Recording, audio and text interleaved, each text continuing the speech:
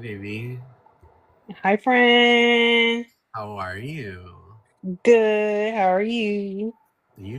Out here thugging. Okay, you look cute. Thanks, baby. Um, First and foremost, you haven't dropped your daily heart me, and you're grayed out, and I don't appreciate that. Do you Second hear of this? Oh, all, yeah. I had a question for you. Okay. I have a moderator who goes by Classic, Mm-hmm. um, and she's a psychology student in college, Mm-hmm. um, and we were talking about doing something together, and we were discussing hosting like a live panel on race relations in this country. Ooh. And we were wondering if I was Well, wondering if I'm you down. okay. I That's what I was texting you about earlier. But I also just know. wanted to catch up, but then Yeah, I because we haven't spoken in like forever. But yeah, no, I'm down. yeah. Let's talk about it. Okay, yeah. I'll message you the deets, and then if you just whenever you have a chance, just send me kind of like talking points, not really talking points, but talking points. You know what I mean? Do Highly, you want to like talk about like the political climate? Because I feel like at this point, yeah, like, how it all ties in. I mean, okay. honestly, I would like for. I mean, of course, I'll talk, but I really want for it to be kind of run by Yeah, people of color. yeah. Um, This is why we love Shelby. This is why I don't understand why people make up lies and say you're like racist. Like literally, like Shelby's because they like don't the have most anything. like They don't have anything to like that's true, so they just make other stuff up. exactly. Oh, there we go. I didn't have my other light pulled in. There she is. Mhm. um, but yeah, so if you're down, I would love that. Yeah, no, of course, I'm definitely down. Okay, my We dear. love him down, period. We love Shelby. And Um, it's funny because like I be in people's like comment sections. I won't name drop no one and give them clout, but I yeah, be in no, certain people's comment sections and they be like, "Oh, there goes a Shelby supporter." When they see me, they don't even say like J Shell. They just be like Shelby supporter. not a Shelby supporter. Not after everything that you have built and accomplished on your own. They are trying to belittle you so low as a Shelby supporter. I think it's because I'm black, honestly. But I'm but I- I'm the racist. Remember, and but when mind I say you, that, out of all of them, I am the only one that has called out the racism in this community. yeah, literally. And then when I say that, whenever I bring up race, they're like, J Shell's always bringing up racist because y'all be racist. Like, and I'm gonna clock you on your T. Like, That and part. as a black person, one of the few black people in this space, in Mhm. this side of TikTok, I'm going to see things and I'm going to feel things and I'm going to see the microaggressions and see the bias. I'm gonna see it. You're not gonna see it because that's what you was raised around. It's normal to you. You know what I'm saying? Yeah. So maybe if a black person is telling you, well, not even just a black person, but a person of color, period. If a person of color is telling you that they're offended by something that you're saying, instead of being defensive or saying that I'm lying or saying that I'm over dramatic, maybe you should just like hear me out. Like maybe Well, you I should just like do also that. want to have like the conversation of like when a person of color tells you you're being racist, you don't get to tell them you're not. Right. Like Literally when the right. racism is directed at them, they felt it. Hmm. Do I think that there are probably a very small select few of people that exist in this world that use it even when it's not necessarily in play? Maybe. But even then, there's probably some fucking racism Hmm. that's in there, weaved in there somewhere. Because Hmm. the way this world has worked and just does work is rooted in that. So there's no denying that it fucking exists. Right. But yeah, so But okay, well then I'll message you, and then I'll put us in like a group chat on Discord, and we'll yeah. okay. Did you see the video of Bree with BBW and how you can hear Santa Santa? Yeah. I just want them to get arrested. I'm I'll over text you it. Okay. about it is what I'm saying. There's some stuff I Yeah. can't say on Ooh, okay. That blonde looks so cute on you. You like it? I'm Yeah. doing it one more time tonight because it's not quite. Although You it want it looks, what's it called? Is it bleach blonde? Is that what it is? yeah. I mean, it's yeah. I'm bleaching it and then yeah, Well, yeah. now Shelby don't love me no more. Shelby, why you don't love this Lido show no more? Um, I do love. Love is a strong word, but I mean, I love that dick. Talking about that, you know what's crazy to me? Well, anything with Bree Santos is crazy to me. But what's annoying to me is how much Bree used to talk about 2K and how he's gay or whatever because he has a blue page. But yeah, if you go on Santos's Twitter, literally all you see is his bare bottom. Literally. Like all you Playing with his own cheeks. literally. Mind you, they used to insinuate also that 2K does gay content on FO. When that's literally what Santos is As doing now. as And it's Ruby free. as Ruby likes to point out, I've been a longtime subscriber to 2K's FO. He's never once even done straight content on it's solo content. It's by himself, always. And my thing is like they're so broke, they have it on the Twitter for free. Like I could look up their like videos Well, right it's not now. that's just like advertisement. But still, I shouldn't be able to see none. I shouldn't be able to see anything being done. The Bop House, they don't have to show freebies on Twitter. People will still buy it regardless. Well, Bree and Santos are not exactly They're nobodies. on the same But level that's as the Bob House. they'll never be on the same level as the Bop House. But that's what I'm saying. Like you have to like show yourself in these compromising positions because you're that broke and you're that pressed for money that you have to. And I'm not, this is not me coming for anyone that does like SCX work. I'm just saying for Brian Sato specifically with the Yeah. way they talked about 2K, with the way they talked about 2K, in every single way they contradict themselves. And that way, and when they was gonna buy a house, because you know they just be lying. When they was gonna buy a house and retire her mom and have the mom come and move in with them, when now they're talking about downsizing and all that stuff. Downsizing, they live in a one-bedroom apartment. They live in a two-bedroom. Remember, the other bedroom was supposed Whatever, to a be for their two-bedroom apartment. How kids. much smaller do you want it? A studio? That's what she said. She said studio or a one-bedroom because it's cheaper. Lito, if you don't like it, you don't have to be here. All that drama is so whack. I'm a T-Page. What's whack is Bree having Santos around her son when he's court ordered not to be. Not pack their stuff That's animals. that's what's whack. Time to pack their stuffed animals. And that's the thing too. My moms know the little toys that Bree shows that she bought Winter, those are old, like those are for babies. Like he's literally a toddler. Like she, I'm so sick of them. I see. Like if January come, not even like because they could have ex parte hearing prior to January, but if January comes and she gets still has unsupervised visits, or if she gets anything better than what she has now, oh my gosh, it's so frustrating. It's so frustrating because all she does is put him in harm's way. Like, I hate the fact that, like, now after the last visit, so many pages posted Winter shirtless in a diaper. And I'm like commenting on these pages, like, y'all need to stop posting these videos. Like, because the T pages are responsible for that too. Y'all the ones, y'all the reason why thousands of people have seen 2K has Hundreds of never. thousands. Hundreds of thousands. Literally, literally. 2K has not shown, I think all parents like have shown like a picture of the baby in a diaper when they're like a baby, but as they age, like I would never post my son in just a Well, diaper, and 2K hasn't either.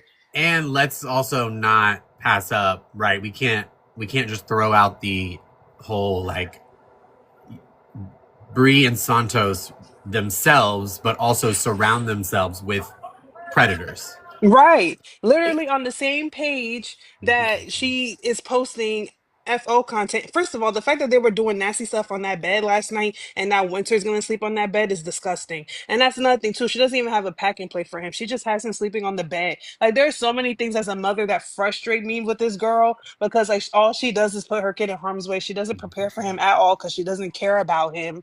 But I'm you just have wondering when this wasn't her plan. She was supposed to have a second place because she didn't want to do film content where she brought she's broke. She can't afford that. That's why she has to downgrade, downsize. Thank you, Pepper. Thank you, Lucia. She has to downgrade to a one bedroom or a studio. They're broke. Uh-huh. They're broke. Oh my gosh. And like I know that sometimes justice isn't swift. And I think that's what like even like myself and like the people that are like just so like angry for Baby W that he has to be forced to be around that. Justice isn't swift, but when it comes, it comes. And 2K is extremely smart. So we all know that he's a million steps ahead. We all know that. Santos is there though. And that's like really frustrating because that Santos is a predator. Bree's a predator, but Santos is a predator too. Like they're both predators. And Lord knows what they're like. You just never know with these people. Mhm. So I pray for Baby W safety.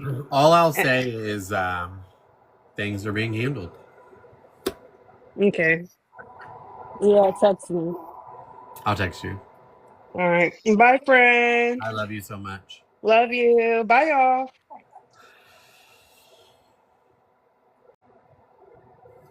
We love J Show. Okay, I didn't realize the hair. So doesn't it look less yellow than it did yesterday? And I didn't color it yet. Okay, J Shell, make me sure you send that heart me, babe. Don't leave until you do, or I will fucking sue you. I didn't even do another round yet. I was gonna do it tonight. Gossip Gremlins. If you see this orange heart up here by my name, there's like a daily task, and a heart me is one of them. It's 1 penny, and it is part of what helps us as streamers. We make more when we get there's levels of heart me's that you have to obtain.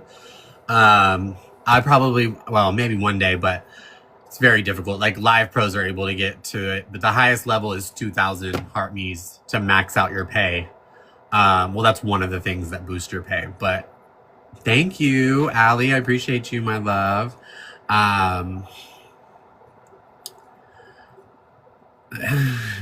Thank you. And is it Anai or Anay? Anay? That's a beautiful name. If that's your name, that's pretty. Okay. Before we start, I will. Send me a message. Thank you. I appreciate it. Aw. Gossip Gremlins, thank you for sending me your first gift ever on fucking TikTok, bitch. I know that's right. Oh, thank you, Allie.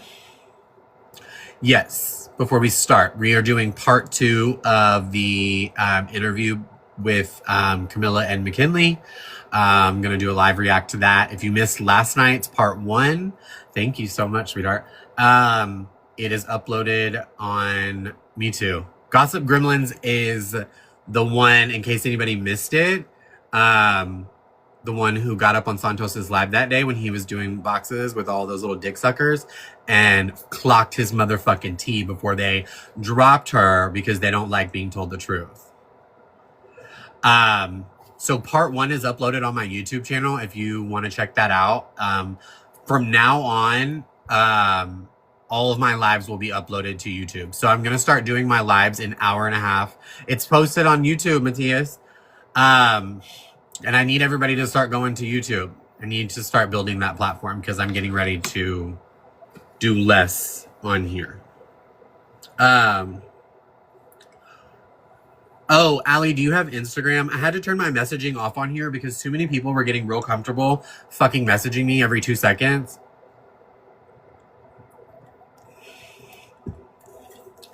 Yeah, the link is in my bio to all of my other platforms.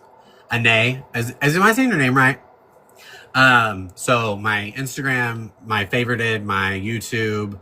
I don't know if I don't think I've put the link to my website on there yet. I did get a website that I'll have like merch and some other stuff on to You'll see. And yes, I'm doing merch. But also we're gonna do the Loteria and stuff. I'm screaming, Faith. Um, for subs. So if you're not subbed, you should sub. Those are up and live, and you can actually purchase those. They're $1 a card, $1 a card. And we're gonna do game night, Loteria style, and the winner gets cash prize at the end. Well, there'll be a couple of different winners. We're going to play a couple of different rounds. But yeah, those are up and live. I just don't think I've linked it yet into my link tree. But it is shelbysaysso.com. I think the website's live. But it's still being worked on. You haven't missed anything. So before we start, these glasses are looking wonky to me. Before we start, thank you, Megan. I'm still trying to fill my gift gallery. If you are willing and able to help out there. If you're new here, gifting is optional, not required.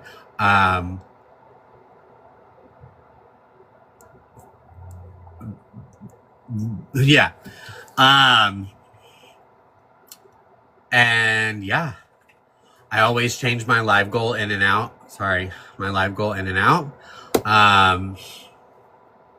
Shut the fuck up, Faith. I'm screaming. Thank you, Belinda. I appreciate you.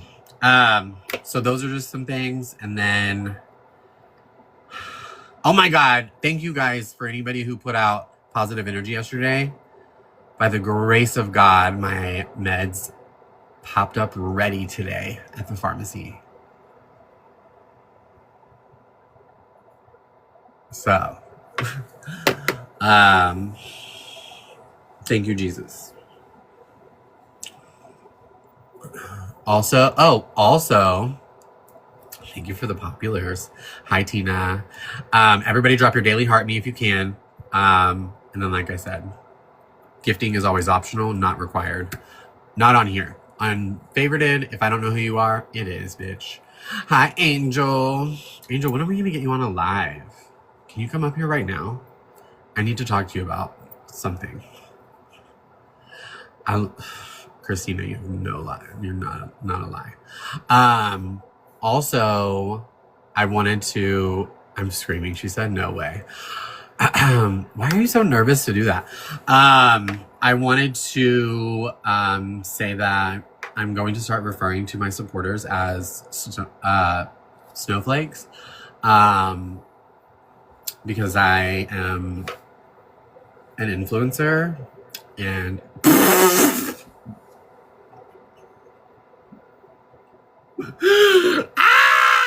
So if you feel so inclined, if all the mods will comment in the comment section, no, I will be, Faith. This is a real thing. Thanks, girly. So as you can see, Gretchen and Cassie and Sophia, and so well, Hayden has a crown because the OGs did crowns with theirs. I want people who really want to support, if they'd like to, put a snowflake in their name. I don't know, I just thought it would be fun, and I love it. Nicolette, I was live for 8 hours yesterday. What do you mean? I love when people come and say that. Like when they come in and they're like, oh my God, where have you been? I've missed you. And I'm like, I was literally live for 15 hours yesterday. Where were you? Who was dicking you down? Thank you for the compliments on my glasses. No, I know. I know that some people don't see it or they have shit to do. Renee! Have we filled the galaxy in the thing? Oh, no. Either... Oh, wait. Yeah, I think we just did. Didn't we? Oh, wait. No. How many do we need? What the fuck? If Ash with a B in her name sends one more or Renee sends one more, it'll fill. Has to be the same person. Yeah, no, it has to be the same person who sends. That's how each of them work.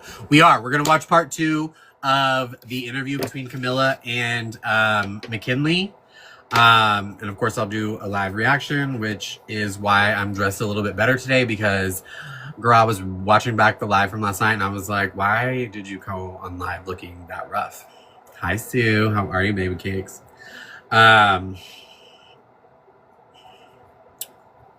Yeah, I don't know why people aren't getting notifications. I don't know. Nay, how are you, my love? I hope today went well. Nay, put snowflakes in your name. Thanks, Angel. That's a compliment, because all I've heard lately is that I look like I'm fucking cracked out. Betty! Thank you, thank you, thank you. No, thanks, Angel. I appreciate it. I feel good today. And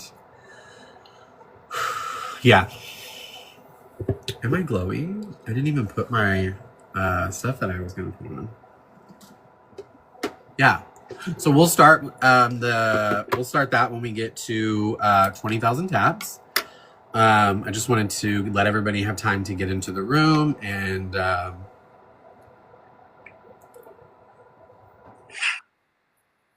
Hey, that's what I'm talking about. Fuck yes. Fill me up, Daddy. Oh, Daddy. Oh, sorry. See, sometimes I go way too far with it. Just like with that boy yesterday, that red pill. He was so nice earlier. Whenever I went into his live, he brought me up and he was like, people have been messaging me about you. Do you want to, do you have anything you want to say? And then I was like, no, not really. I said, you know, people are obsessed.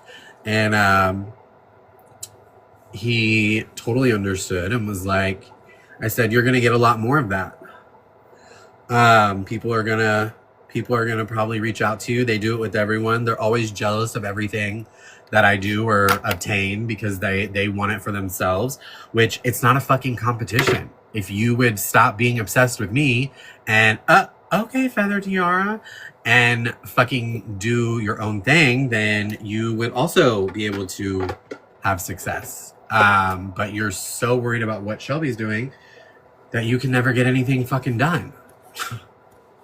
So, yeah, no, he was very nice. And the chat in there was very, very kind. There was one person, you know, hating, but, you know, gotta have a fan everywhere I go. So, also, I don't know if y'all saw, but I just got this new 8-ball, if you know, you know, and S bedazzled necklace. It came with this, but I don't know how do we feel about this piece? Do we love or do we not? Tell me the truth. Because if you don't, I know Hayden will.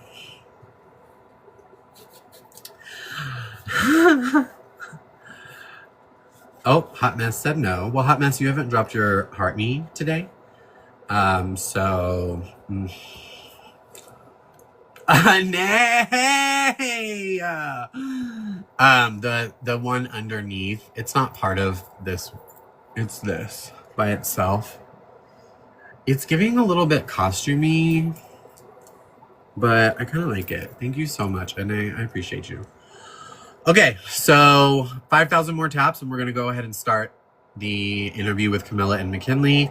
I want to go ahead and just say it now as a warning. I heard that part 2 is even more intense, so I want to give some trigger warnings. If DV and SA are something that are, you know, something that are difficult for you to be a part of and listen to, or, you know, is triggering for you, then, you know, I want to give you the opportunity to remove yourself.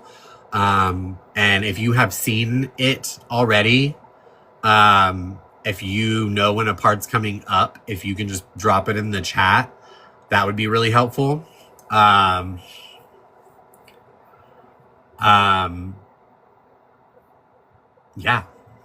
that would be really helpful. So.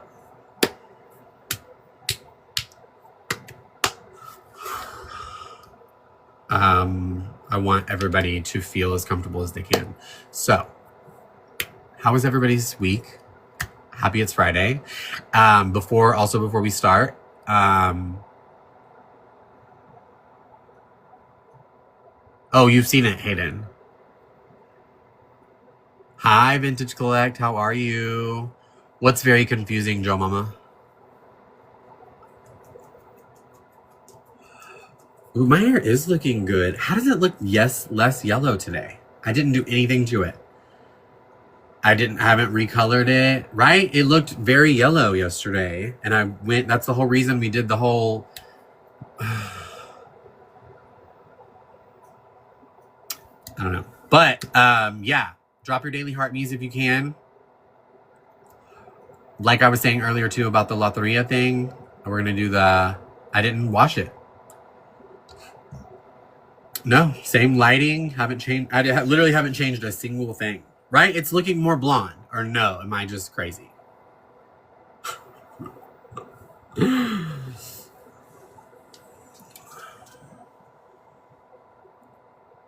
Like it's looking more. Yeah. Okay. I'm like I'm not. I don't feel crazy, but I think I'm still gonna color it one more time. I didn't wash it because I only wash my hair like twice a week, maybe. Um, One, it fixes better when it's dirty, and then two, because I just did it, that's just so bad for your hair. But normally, it just didn't like before I even colored it, I didn't really do all that.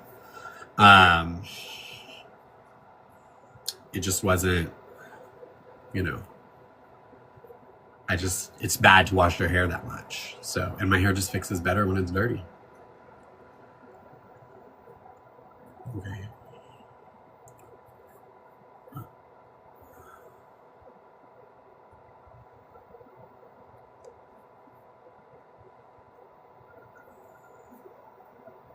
So, sorry.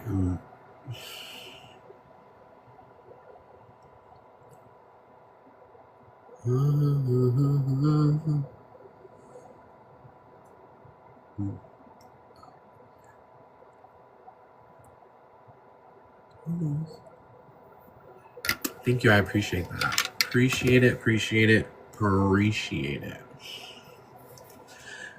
Tell them. Oh wait, I can mirror this now. Okay, so we're about to start. Let me do a bump break. Everybody, get your spoons, your straws, your dollar bills, and your pinky nails ready. And cheers, everybody. Happy Friday. And then I'm going to move my iPad here so I can get that positioned, and we're going to go ahead and start.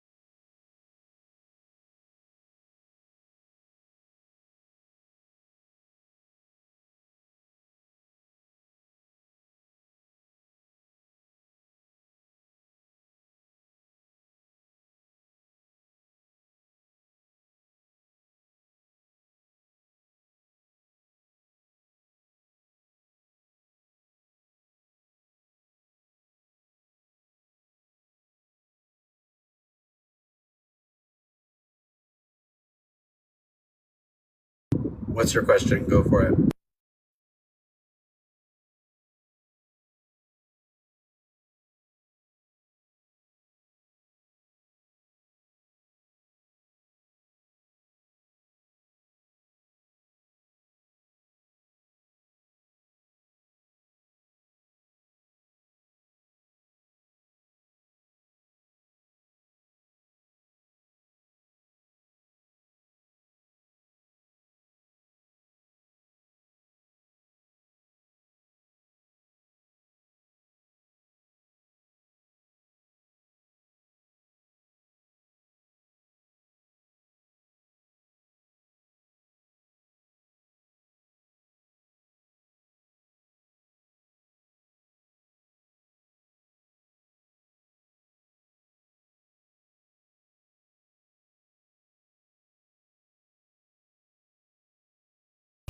Joanna, can you undo that, please?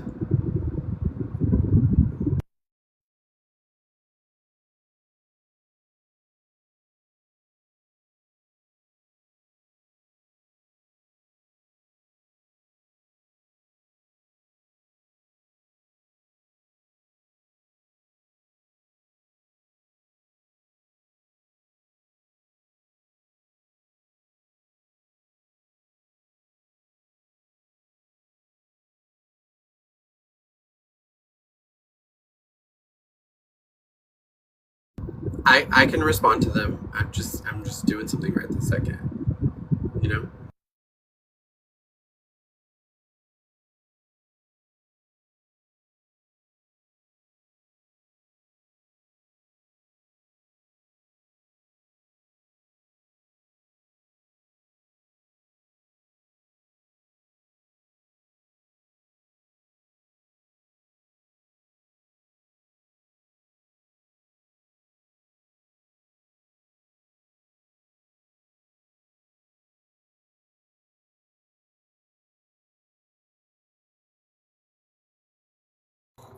No, you don't need to be sorry. Sorry, I'm just trying to get this. I'm doing it in different. I'm setting it up a different way. That's why it's taking me so long. And I had to mute it because I had to do a couple of bumps in each nose, and I don't let. I don't need anybody clipping it and using that. So I just still had it muted. But I can answer that in just a second. I'm just trying to figure out. Oh look, here, we'll use this. The best way to set this up. Shout it from the rooftops. Okay. What was that? Doesn't really look much different than... One of these days, I'm going to stop getting in trouble on here, and I'll be able to stream from studio. And I won't have to do all this ghetto setup shit. Okay, that looks good. Hi, Marie. Hi, everyone. Thank you for all the taps, you guys. If you haven't already and you're just coming in, please drop your daily heart me.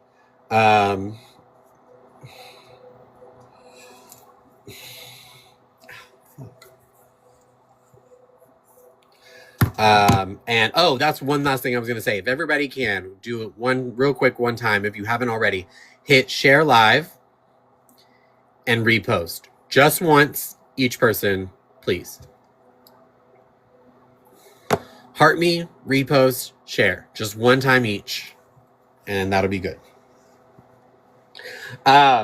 Just really quickly to kind of address your question. I think it was Shat Cake.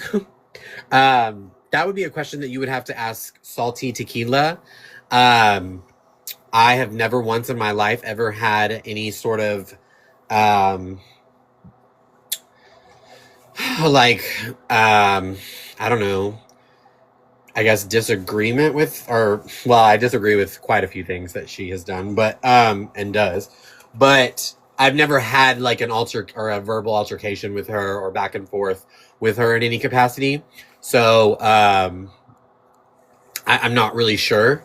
So that would be a question that you would really need to direct towards her.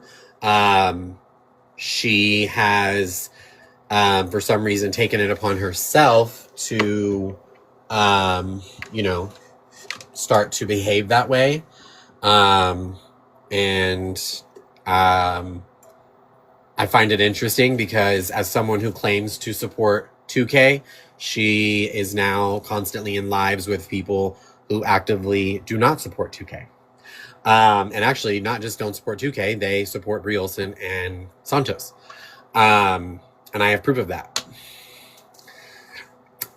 Maybe because you sit with Eli. Who sits with Eli? Oh, dang it. I wanted to respond to that. My mods are fucking quick. They said no nonsense. I don't think I've ever sat with Eli, ever. I have been one of the only ones who have stuck to my guns about not sitting with Eli. So, yeah. Anyway, all right. Is everybody ready? Everybody got their snacks?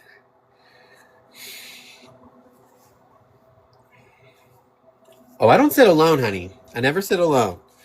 I have a wonderful table of women that that sit with me and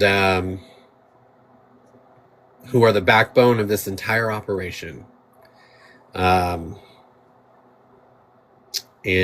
I'm extremely grateful to them and indebted to them. Maybe not for the rest of my life, but, you know, for the foreseeable future. Okay, how do I do my dual screen? There we go. Hi. Oh yeah, we're gonna have to get some lighting on me for sure. Just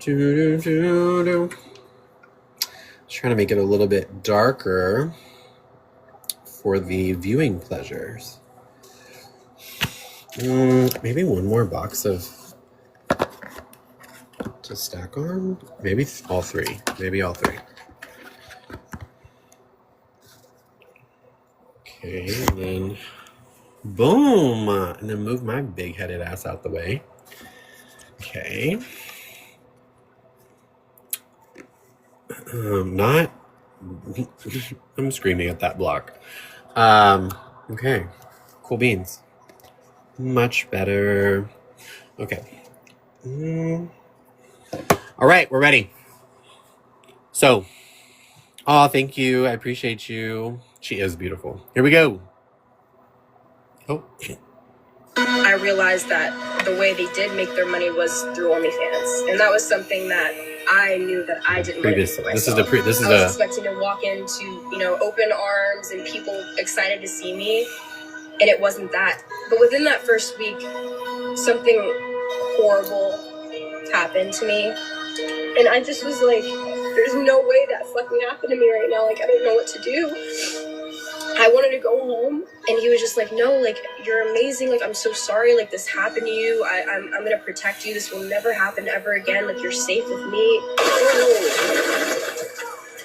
Hey, what are you doing? I don't know! That wasn't who I fell for. He was providing an illusion that he cared for me, and that he was a genuine, caring person that, you know, wanted the best for me, and the second I signed to him, the disrespect started showing. This man doesn't fucking care about me. You don't care. The big traumatic things that happened to me, like the major events, made the littlest things he did, like cheating on you and like the sign to the club and stuff like that, so little. When was the beginning of the end? Like, when did everything change? Good, I would Christina. I think that's good. The beginning of the end was at the when we had the fake wedding. That was when everything changed for me. That night was horrible, and it's the irony and the fact that, you know, it was supposed to be this fun fake wedding that we were getting married at the little chapel in Las Vegas, and, you know, my parents were coming, and it was something that, you know, it was my idea. I was like, we should do that for a stream. Like, that would be so fun. And he seemed, you know, excited about it. But that day was so horrible. I went and I got a last minute wedding dress. I tried on wedding dresses, and, you know, he was making jokes and saying like, oh, I wish I could cheat on her. Like, you know, the just little jokes and like poking at me. But I knew like that's just Jack. Like that was the normal. At this time, like every horrible comment he said to me, I would just block out. But it was just constant, like just negative comments throughout the entire thing. I ended up going back to the hotel. I'm finishing up getting ready, and he was getting himself a suit. And he calls me and he's like, hey, can you roll me some blunts? I saw Jack smoke every day. That was something actually that he told me that I needed to learn how to do, was roll a blunt. When I didn't add any value to anything, he actually called me the blunt roller. But I felt like, you know, I don't know. I just kind of learned. I taught myself how to roll. I just want to stop this really quickly and say to McKinley, not that, I mean, in the hopes that she'll ever see this, but really to every woman, there's never a moment in your life that you don't add value. And don't ever let a fucking man, especially a man like Jack Doherty, tell you or convince you otherwise.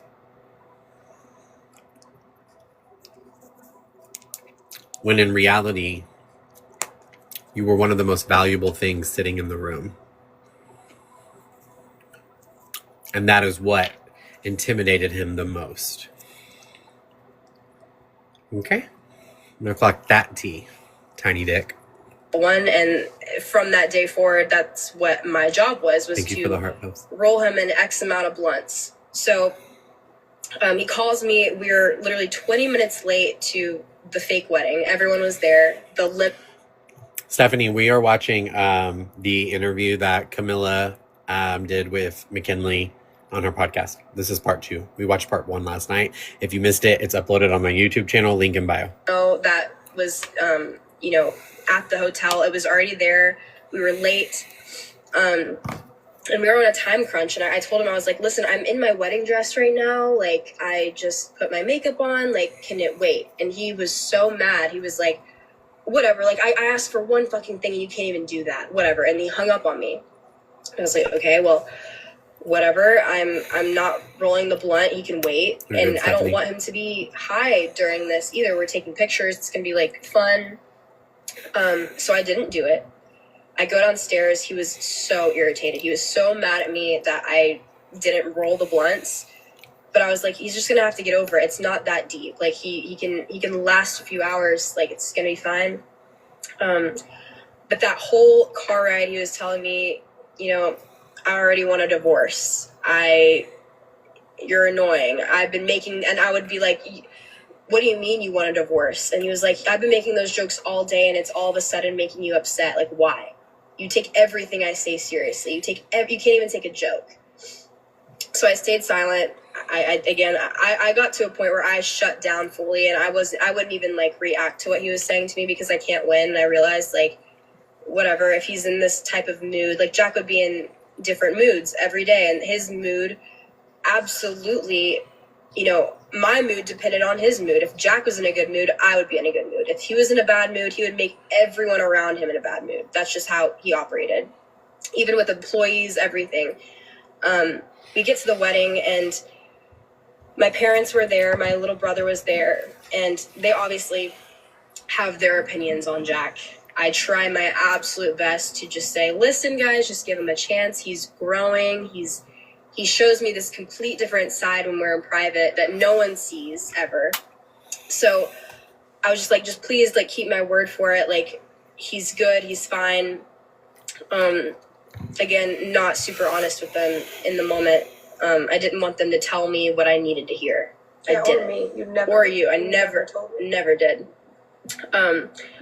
So we get there, and Jack instantly is just disrespecting my family. He wasn't a fan of my family. Never wanted to get to know them ever. He never gave them a chance. I remember the first day that they met him, he actually didn't even go up to them for over an hour, and we were in the same house. And I was like, is he gonna, introduce himself? Is he gonna say hi? He didn't care. I would try to get him to go to dinner with me and my family, and he refused. He said he was too busy and that, he didn't, not that he didn't want to get to know them, but he just didn't have the time for it. But I was like, but, I spend so much time getting to know your family. I spend so much time and energy because that's something that means something to you is your family. And like, me doing things is not only because I want to do it because I feel like that's right and like what I should have done, but I'm also hoping that you see that and like you see that I'm putting in the effort to meet your family and respect your family. But he never did that with mine, never got to know them. And I also want to insert a clip here at this time of the vows that he wrote in front of my dad. He made my dad stand up center stage and he read out these disgusting vows in front of my dad. Just fully disrespecting him, embarrassed him. My dad was humiliated. Okay, so Shawty gets absolutely nothing when I divorce her, even if I cheat, okay? If she cheats, she automatically owes me $10 million. After $10 million is paid off, she's limited to making only $3,000 per month, and the rest goes to me. Fair. I'll also receive 100% of her OF revenue moving forward. Even if we divorce, I can still... No talking or dating other guys for 250 years after we divorce. Sounds good? Jack, does that apply to both of y'all? Are neither of you allowed to talk or date other guys after the divorce for 250 years, or are you excluded from that, you fucking faggot? I object. What? That one, you don't want to see any other guys. I object. Of what? It's a terrible deal. Okay, wait, don't let me finish. She will still have to cook, clean, and do my laundry. Do you guys do that one? That's fair. Yeah, of course. No contact with parents after argument. But hear me out. No, hear me out. Because then she's going to want to come back to me more. No. Bruh, who's this guy? Like, literally, he actually cried that day. Like, after we left, he was like, that was so humiliating. And I felt horrible. Like, I didn't know Jack was going to do that. He didn't let me read the vows that he had prepared. And it wasn't some, sweet vow or whatever. It was very disrespectful. We finish up the wedding. My parents say bye to him. And he says on camera, thank God, like, that they're gone. Like, talking about my family. And they're the sweetest people ever. Like, that killed me. I just want to say, your parents, can I say their names? Yeah. Brad and Jennifer are the most amazing people I have literally ever met. Like, your dad, hands down, like, anyone that's ever come across Brad will say, like, he's the funniest motherfucker. So incredibly smart. Like, so smart, yeah. Unbelievably smart. Your mom is hilarious. We get along very well. Just really good people. So it takes, like, it's almost like if you have an issue with your parents, like, there's an issue within. Yes. Does that make sense? Absolutely. And my parents are very intuitive and, like, they can see right through people. And I think that is why he was uncomfortable around them because, they did have questions and they were very involved in my life. That part, MLB girl. They tried their absolute best. It made me so sad seeing them visit because I never went home, but they came to Florida. I would invite them to Florida and, we would have Thanksgiving and Christmas and they would be there because I never felt like I could leave. But I could see the effort that they were putting in just because they loved me. And I knew they didn't like him. They didn't think he was good for me, but they tried so, so hard and they bit their tongue. They didn't want to lose me. They didn't. So anyways, the fake wedding ends. We end up back at the hotel. And we're in the room and everyone was eating downstairs. I had not eaten that day. I was starving. I was still in my wedding dress and everyone was like, okay, well, we'll be down here at the restaurant. Meet us down here. I'll order you food.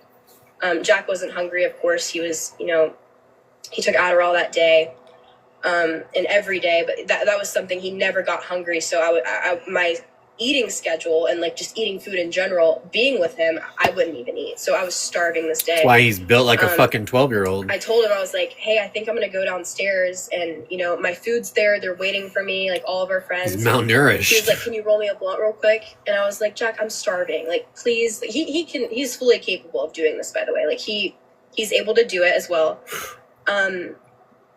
I was like, I'm just like, I don't want to do that right now. My head hurts. I'm starving. My food is down there. They're waiting for me. They already ate all their food. They're actually sitting at a table with my plate.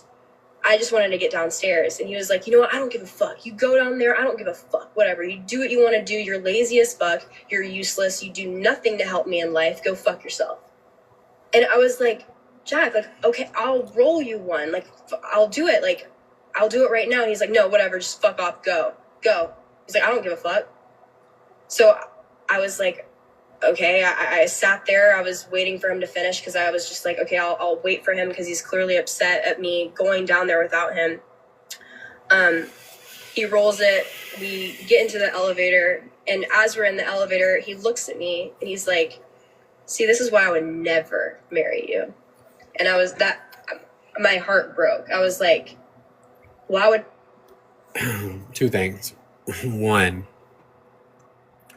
it really does like break my heart that he had so much power and control over her and had convinced her that somehow between the two of them she was less than. Because let's be so fucking for real.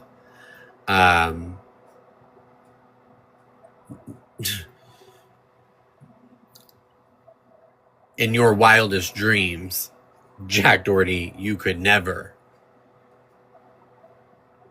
pull someone like this again. How you even pulled her in the first place just goes to show you that she is not a superficial person, because if I ever saw you, I would laugh in your fucking face.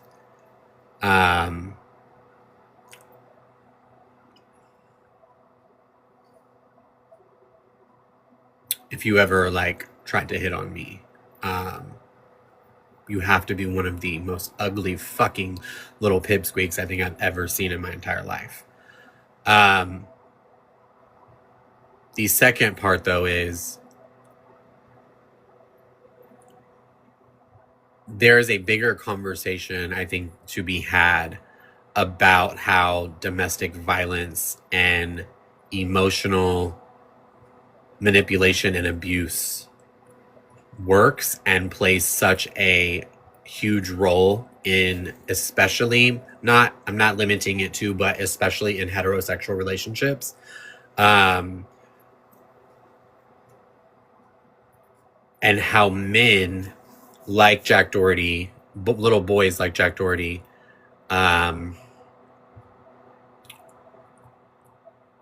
from jump have to exert this power so that they can feel something better, like as if they're better than. Because he knows, and that's, I think, is what also drives that anger that a lot of these closeted men have. And yes, Jack Doherty, if you ever see this, I am calling you a closeted little fag. A lot of the resentment comes from, he knows that in society, when we look at the two of them, there's no fucking comparison. She is better than him on every single level.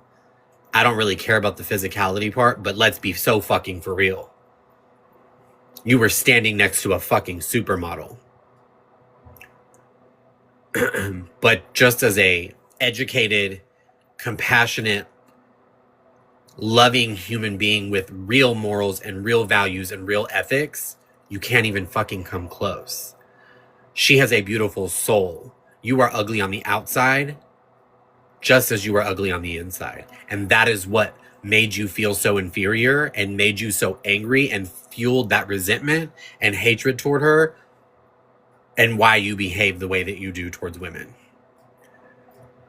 1, because you don't like women. 2, because you know that most likely in any relationship that you ever get in, you will always be second string. Ever marry you if you just said that? Because, you know, why would I marry someone that says, why would I, like, I would never marry you? I was like, I would never marry somebody. You don't need to justify why you said that. Yeah. In that moment, I was like, well, I don't either. I don't want to marry you either.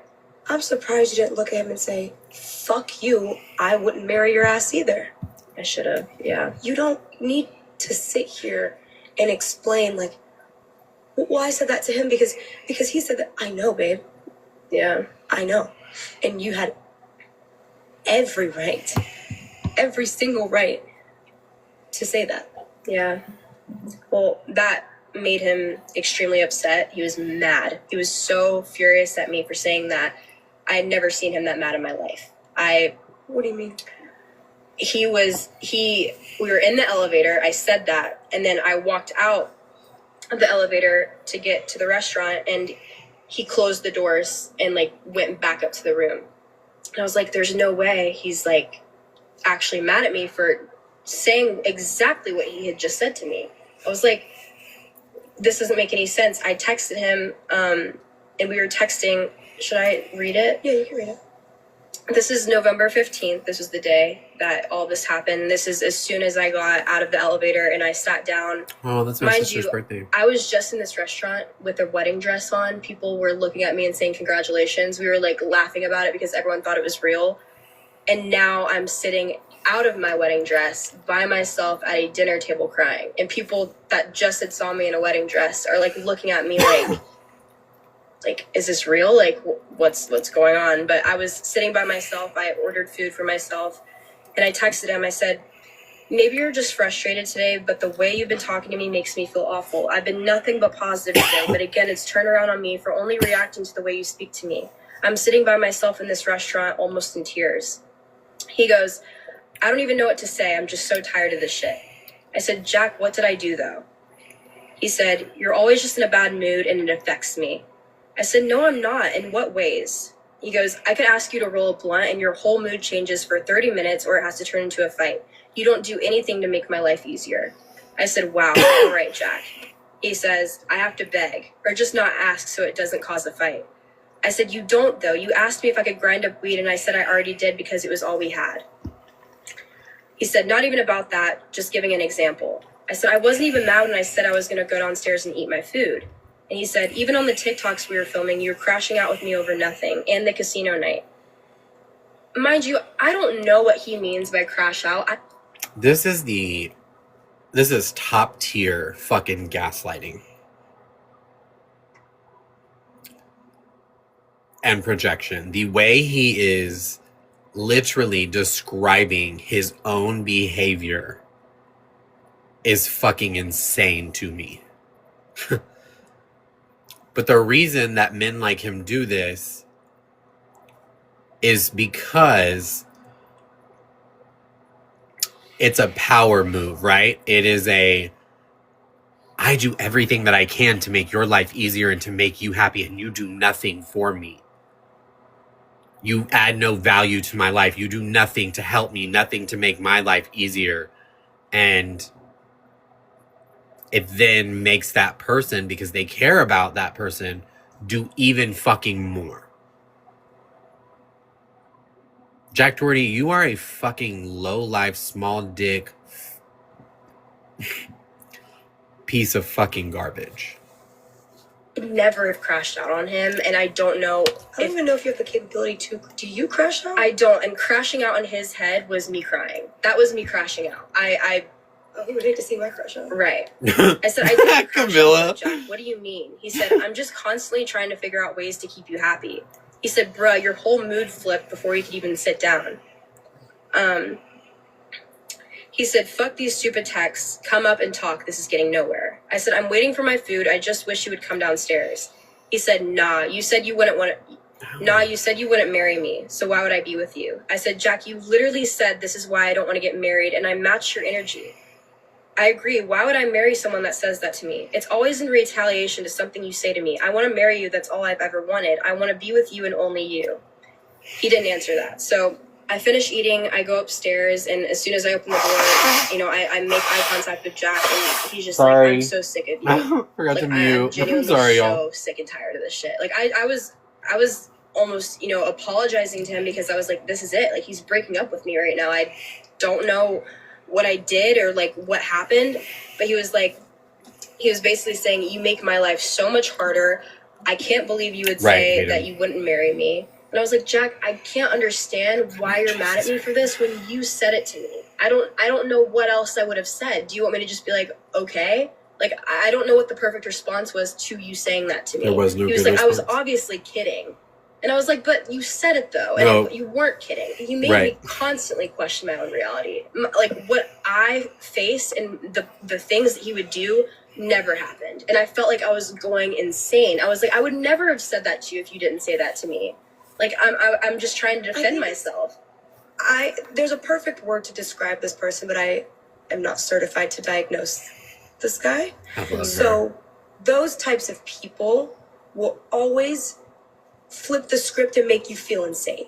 Yeah. That is exactly, it just seems like that's exactly what he was doing. Like anything he said to you was followed by just kidding. So just in case you retaliated, it was holy shit, you're fucking insane. Yeah. Like you're a crazy ass bitch. And I was just kidding. That's what was always I literally think we need to to right now add in a compilation of every time he has said just kidding. He says the most vile shit and we'll go, I'm just kidding, just kidding. Yeah. No, I'm kidding. Really quickly, I just want to say,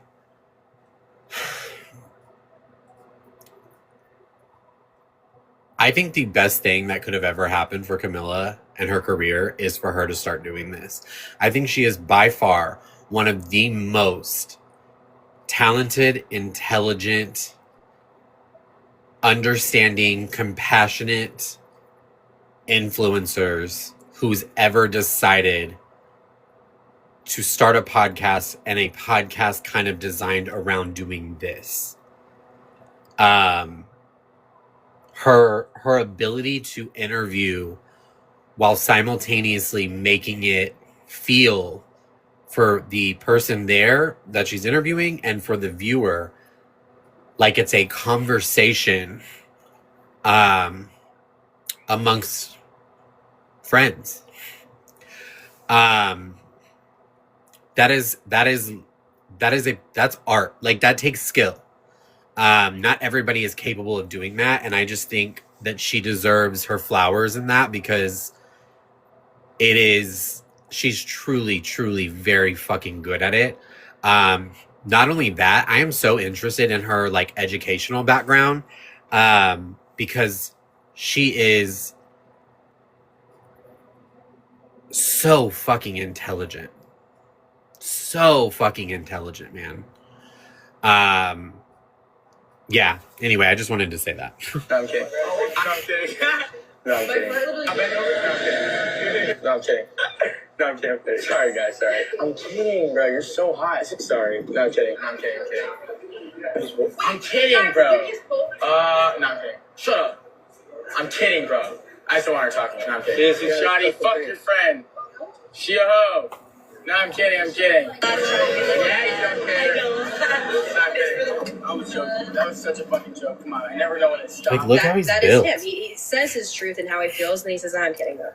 And then when you get mad at Jack Doherty this is like the best way I can describe him too, like outside of him being a sociopath. He's like when you are having, like when you're like in high school and your friends are having a party and your mom or dad is like, you can go, but you have to take your little brother. He's like that fucking annoying, obnoxious little brother that everybody there fucking hates. But they know that the only way to have a friendship with you or to have you there is for him to be there. And he just goes around to everybody at the fucking party getting on everybody's last fucking nerves. Retaliate. He's like, you can't take a joke. What's wrong with you? You can't take a joke? And I'm like, there's one, it's not a joke. Where's the punchline? Where's the punchline of you calling me a whore? What's the laughable part? Yeah. Where's the ha ha ha? Right. No, I truly, to this day, I don't know. I'm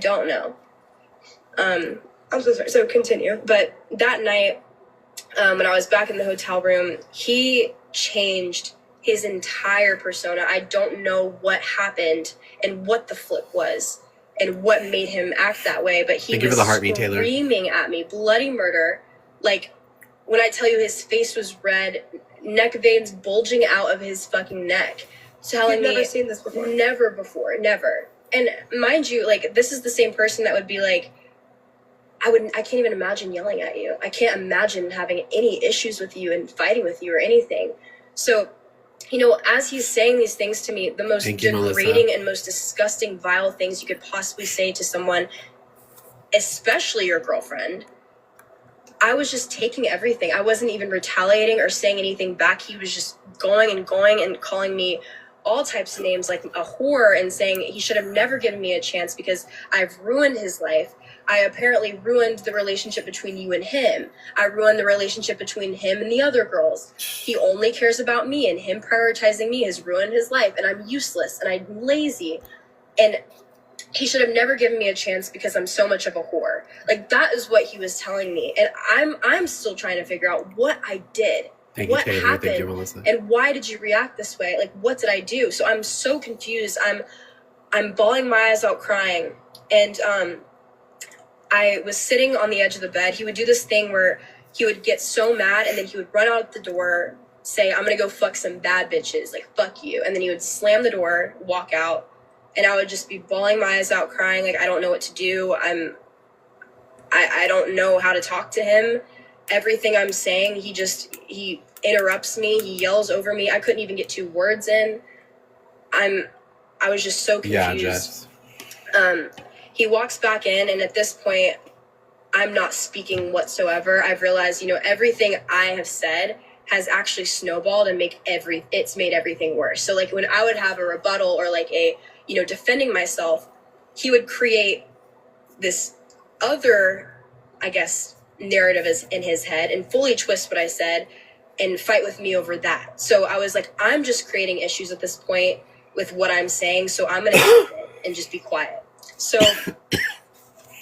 I'm sitting on the bed. He walks back in. He's yelling at me again. But then he starts to calm down a little bit once he realizes I'm not really talking. And I was just kind of just sitting there. He's like, why aren't you talking? And then... What? I know. Wait, what? I know. I don't know. Why are you talking? Yeah. Why aren't you talking? And I was like, there's no point, Jack. There's no point. And then that's when he started yelling again. He started yelling and yelling. So I shut up again. I was silent. And I don't know what was said. I can't really remember super well. But I remember him coming up to my face, sticking his finger in my face this close and saying, you fucking stupid fucking whore. And I looked at him and I was like, we're done. Like, I'm done. And I got up, I started walking, and that's when he put his hands on me. For the first time ever, it had escalated not only to emotional and mental abuse that he's put me through. He was grabbing onto me, not letting me leave the room. He grabbed me by my arms. He sat me down on the bed, made me sit on his lap. I was trying to get away from him. I was like, get away from me. Like, you just said this to me, and now you're saying, baby, I'm sorry. Like, I'm sorry. Like, what do you mean? Like, what do you mean? I'm like, you change like this. It's scary. It was scary as fuck. You have a question? And there's a certain, like, look in his eyes. I'll never forget it. And when he would get this angry, because not only this night was the start of it, and then it continued, and then it got worse. But I could see the shift. I don't know what the shift was. I don't know what made him act that way. It was nothing like I had ever seen before, and for sure not the guy I fell in love with. He was gone. I'm screaming, so Casey. When he realized that, you know, I was I was like, I'm done. Like, I don't think you realize I'm done with you. Like, I'm breaking up with you. If this is what you want and this is how you're treating me, I'm done with you. And that's when we get a knock on our door. We were like, who is this? We opened the door. It was security. Someone had called security because I was yelling, get off of me. Let me go. They could hear us screaming and, you know, me yelling and Jack yelling at me.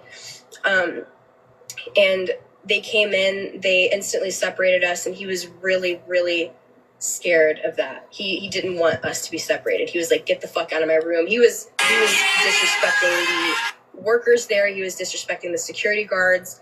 And, you know, I tried to get the body cam footage because they were wearing, you know, body cams, and they ended up separating us. I wasn't able to get the body cam footage, sadly. There's a lot of things that go into, you know, casinos, and you're not able to just get those things easily, but that was something I was trying to get, you know, for my safety. I remember, I'll never forget the conversation I had with the female security guard after they had separated us. And she was like, listen, I've seen you guys on social media. I know who you are. And she looked at me and she's like, it's not worth it. She's like, it's not. She's like, no matter what, it's not worth it. Thank you, Tay-Tay. And she was like, are you okay? And then I just remember crying. Like, I couldn't even make eye contact with her. And I was like, yeah, like, I'm fine. I'm good. Like, everything's fine. And she was like, be honest with me. Like, do you feel safe? And that's when Jack barged in, and he was like, get the fuck out of my room. I'm done. Get the fuck out of here. McKinley, we're leaving. And he grabbed me, and he pulled me out of the room. I also just want to chime in really quickly and say the power, the intuition, and the compassion of women in general is unfucking matched. Specifically that intuition and compassion part. If it's a shame that not all women are, I guess, girls, whatever that means. But I think the majority of women are, they're protectors of one another, and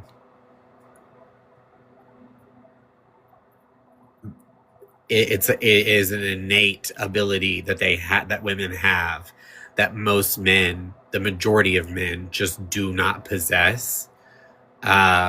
Is that intuition and compassion for other people in general. So as sick as this part is, and as fucked up as this part is, I just want to like highlight the beauty in that of she wasn't always alone in it, if that makes sense. I don't know if that makes sense, and I'm not trying to downplay it. I'm trying to say that, like, it's nice to hear that there were people who saw problems and saw abuse happening and were like, hey, like, I am here if you want the help. Still in our room. And, they're looking at me, they're like confused about the situation because they see how he's acting, and then they see me, and I'm just like in tears. I'm trying my best to like keep composure. At that moment, I didn't want to say anything about my boyfriend. I didn't want to say that he had put his hands on me that night. I didn't want to get him in trouble. It was the first time he had done something like that to me, and it was so... You were still trying to process it. I was still trying to process it. So... Thank you, Kara, for the heartbeat. Throughout all of this, I ended up calling my parents while he was screaming at me before the security had came in, and my parents were aware of what was going on. I really did call them because once I called them and he knew that I had my parents on the phone, he stopped, and he stopped yelling at me, and he was, I felt like it was my way of, being safe, and he wouldn't do anything crazy. So I'm on the phone with them, and they're like, we're coming to get you right now. So I start packing my stuff. He's trying to talk to me. He's getting agitated again. As I'm packing my things, I'm like, I just need time away. Like, I need to go. I need to go stay with my family. We need separation. I don't want to be here tonight. You really fucking hurt me. Thank you, sweetheart. Like, this. Thank you, honey, for the heartbeat. Was unlike anything that I ever wanted a relationship to be like. I I'm going to keep this playing. I just have to pee real quick, but I can still hear it. So if I hear something to respond to, I'll still respond, but I'm going to keep playing it. So upset and hurt by it. And, you know, I walked outside. He walked with me. He was like, I don't want you to leave. I love you. I love you so much. Like he was showing me that he loved me and cared about me, kissing me on the face and being like, McKinley, like, I'm so sorry. I don't know what came over me. It's the Adderall. Like I crashed out. It's my, you know, I took it all day. I've had a stressful day. I just want people to help me. Like, you have no idea how stressed I am. You know, I have to take care of all these people and then I have to make sure you're okay. And I'm like, Jack, like, I don't know what to say to you. I just remember saying, I don't know what to say. Like, I truly don't. And I just kept, you know, shaking my head. I was crying. I didn't say any words. He was just kind of spewing how he felt and how apologetic he was. He was so sorry. He'll never do that to me ever again. He didn't know what came over him. So my parents picked me up. I spent the night over there and I didn't talk to him that entire night. I have the texts as well. So as soon as I left, he texted me and said, you have my ID and my player's card, because he wanted to go gamble. He said, I need to get the money I just won. I didn't answer. And he said, I love you and I'm sorry. Then he said, can you come back, please? I miss you and I'm sad. Can you let me know if you have my betting slip in your purse, please?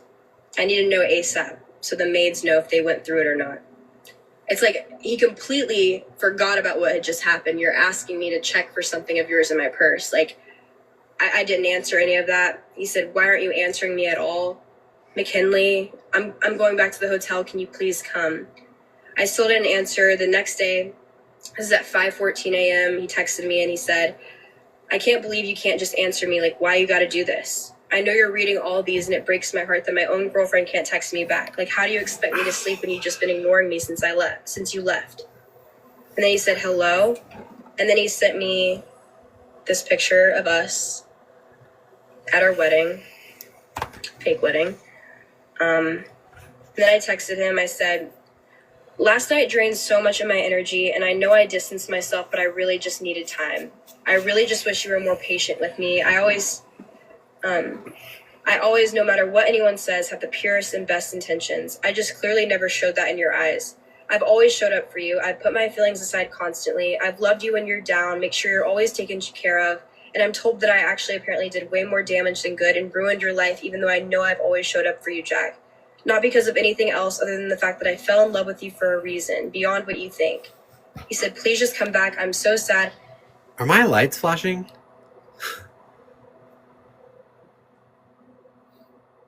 Am I going crazy?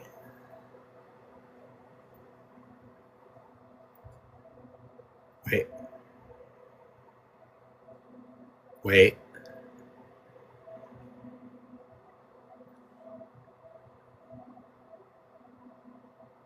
Okay. I miss you so much, and I don't want to do anything until we talk. I said, those words can't be covered up with a Band-Aid. My heart is in pieces. He said, I'm sorry, McKinley. I love you more than anything on the planet, and I don't stop thinking about you. I'm sorry for what I said. I didn't mean any of it. I love you so much, and you know that, McKinley. And then I said, I'll be there soon. I ended up going back to get my stuff and pack up my stuff. My parents were wanting me to break up with him in this moment. They were like, you need to leave the situation. Absolutely not. It's going to get worse. Like, you just need to stay. But I was not ready. I truly, like, in that moment, I should have been. But, like, even this, him texting me, you know, like, I need you. Like, you're my world. Like, those texts and, like, being told that, even though it came after something so horrible, I never heard those words from him. He had never said those things to me. So I went back. I decided to... I also just want to chime in here, just from like, as to kind of give like a personal anecdote, something that I've had to learn in my relationship and in life. This isn't, you know, to sound rude or mean or whatever towards anyone, especially to my husband, but I had to learn in life that I don't need anyone. And I hope that if somebody's listening, that they understand what I mean when I say that. You don't need anyone. You may want someone. You may desire someone. You may love someone deeply and never want to lose that person. But you, as an individual, you will still exist. Your life will still go on. And a lot of times when you've gotten to the place of, I need this person, there's so much abuse that's happened to get you to that place. Your life will be better when you no longer have that person. And I understand where she's at in this moment. This isn't me knocking her. I'm just stating for just somebody watching, like, I need no one. I don't need my mother. I don't need my husband. I want my husband. I want my mother. I want my friends. But sometimes in life, there comes a point where those relationships have become so toxic and become so draining and detrimental to your existence that it's time to let them go, because it's not what you need. Just want to put that out there. Sorry. Stay in the hotel room, and then that day, the day after, it was November 16th, he had, like, thank you, Jessica. I guess a stream planned with somebody, and he needed to leave. So I was at the hotel by myself, and he was drinking, and we hadn't even had a conversation about what had happened. I didn't even see him. He was already gone before I came to the hotel. So I was, like, holding on to hope and there for somebody that begged me to come back. And then when I came back, he wasn't even there. He had to, stream and, like, do other things. So I was sitting in the hotel room thinking about everything, and I was just crying. Like, I'm, like, thinking, I don't want this for myself. I know what I deserve. I know that the man that I want in my life, I know the type of soul that I want, and it's not him. It's not anybody that would say those types of things and do those types of things. So I texted him after waiting the entire day. I was there from, I would say, let me look. I was there, I think I got there at like 4 p.m. and this is at 10 p.m. and he's drinking and he's on the casino floor, not drunk. The entire day, he FaceTimed me randomly without talking to me about, what had happened. He just FaceTimes me like nothing's wrong. He's drunk on the casino floor. I texted him. I said, I'm packing up my stuff now. Have fun. I'm going home. He goes, no, why can't you answer my calls? You make me so sad. And I said, you make me so sad. That part. He said, I don't want to make you sad. I want to make you happy. Please don't leave. I'm so sad I lost you and I just lost 10K. Please love me. I said, you are totally fine. Then he said, can you answer, please? I'm not live. I just love you. I'm by myself. Camilla. I said, Jack, you're drunk on the casino floor. Camilla has to be one of the funniest people on this fucking planet.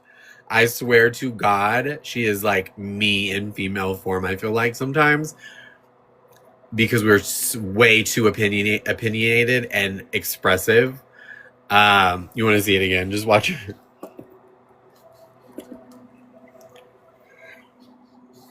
And I said, you make me so sad. Watch her face. I don't want to make you sad. I want to make you happy. Please don't leave. I'm so sad I lost you and I just lost 10K. Please love me. I said, you are totally fine. She is so fucking funny, bro. I'm not live. I just love you. I'm by myself. I said, Jack, you're drunk on the casino floor. He said, please answer me. I'm by myself. I ended up calling him. He's not by himself. He lied to me. And then shocker. Bryce, he was with Bryce Hall. Bryce was like, are you still mad at him? So he had literally been talking about how I was upset with him over something he created, and he was making jokes about. He was making jokes about how we got a divorce the day we got married, and people knew we were fighting. So I was like, that's so crazy. I'm struggling so much. Why don't you see it? You don't love me. I said, you always say you wish I was the girl you met in the beginning, and what you fail to realize is that you created how I am from that point forward. There's not a single thing I've changed about myself other than constantly begging for respect and love from you, which is the bare minimum from any relationship. You disrespect me constantly. You disrespect my family. You disrespect my opinions. You disrespect my time and my feelings. Mm-hmm. How am I supposed to feel the love you claim to have and feel for me while you do those things? You are so right. I don't want to argue anymore. There is absolutely nothing I can do to be better in your eyes. And what I can't get over is even though I gave you 99.9% and left myself with nothing, you never saw it. I wanted to see if you could prove something to me today. And sadly, I'm just disappointed again, and I'm not fighting with you. I never want to, and you knew that from me in the beginning. I sat here by myself for hours and hours holding on to hope. I just don't feel like it's even there. My 100% might not be your 100%. You have to understand that no matter how much money you have or views you get or other things you want in your life that I apparently failed to give you, my 100% was so genuine and so innocent. Imagine how you would feel in my shoes for a second. Imagine doing all of that for someone who can't even see it. That's all I gotta say at this point. I'm not fighting for anything anymore, and I've accepted everything moving forward. I finally got it and understood like how you always wanted me to. Please be safe. I left your betting slip on the table. Hope you're having fun. He goes, McKinley, no, I love you so much. Please stop. I love you more than anything. I'm coming back right now. I'm not having fun. So, all that for someone who can't even see it. That's all I... Let me just pause this real quick because I want to just like go over one thing specifically that she just said. Well, really kind of, I mean, the whole thing is great, but my 100% might not be your 100%. I have two things to say about this. One, profound, but two, well, still part of that is that can be destructive in a relationship. When you desire something out of another person, another partner specifically, and they are not meeting that or even trying to meet that, it starts to tear you down. I will be very open and honest, like always. This is something that Josh and I have gone through on both ends, right? There have been a number of times and years where he was pulling all the weight and I was pulling none of the weight, in pretty much every aspect of our relationship. And then there are times that I get frustrated with him where I feel like he is not giving 100% and I am trying my hardest. This can be a very unhealthy way of being in a relationship. The one thing that I will say is if that is part of a relationship that you're in, communication is so key. Effective, clear communication, which I am always not great at, especially when it comes to Josh, because there is a very specific way that you have to communicate with him for him to process, understand, and receive that information.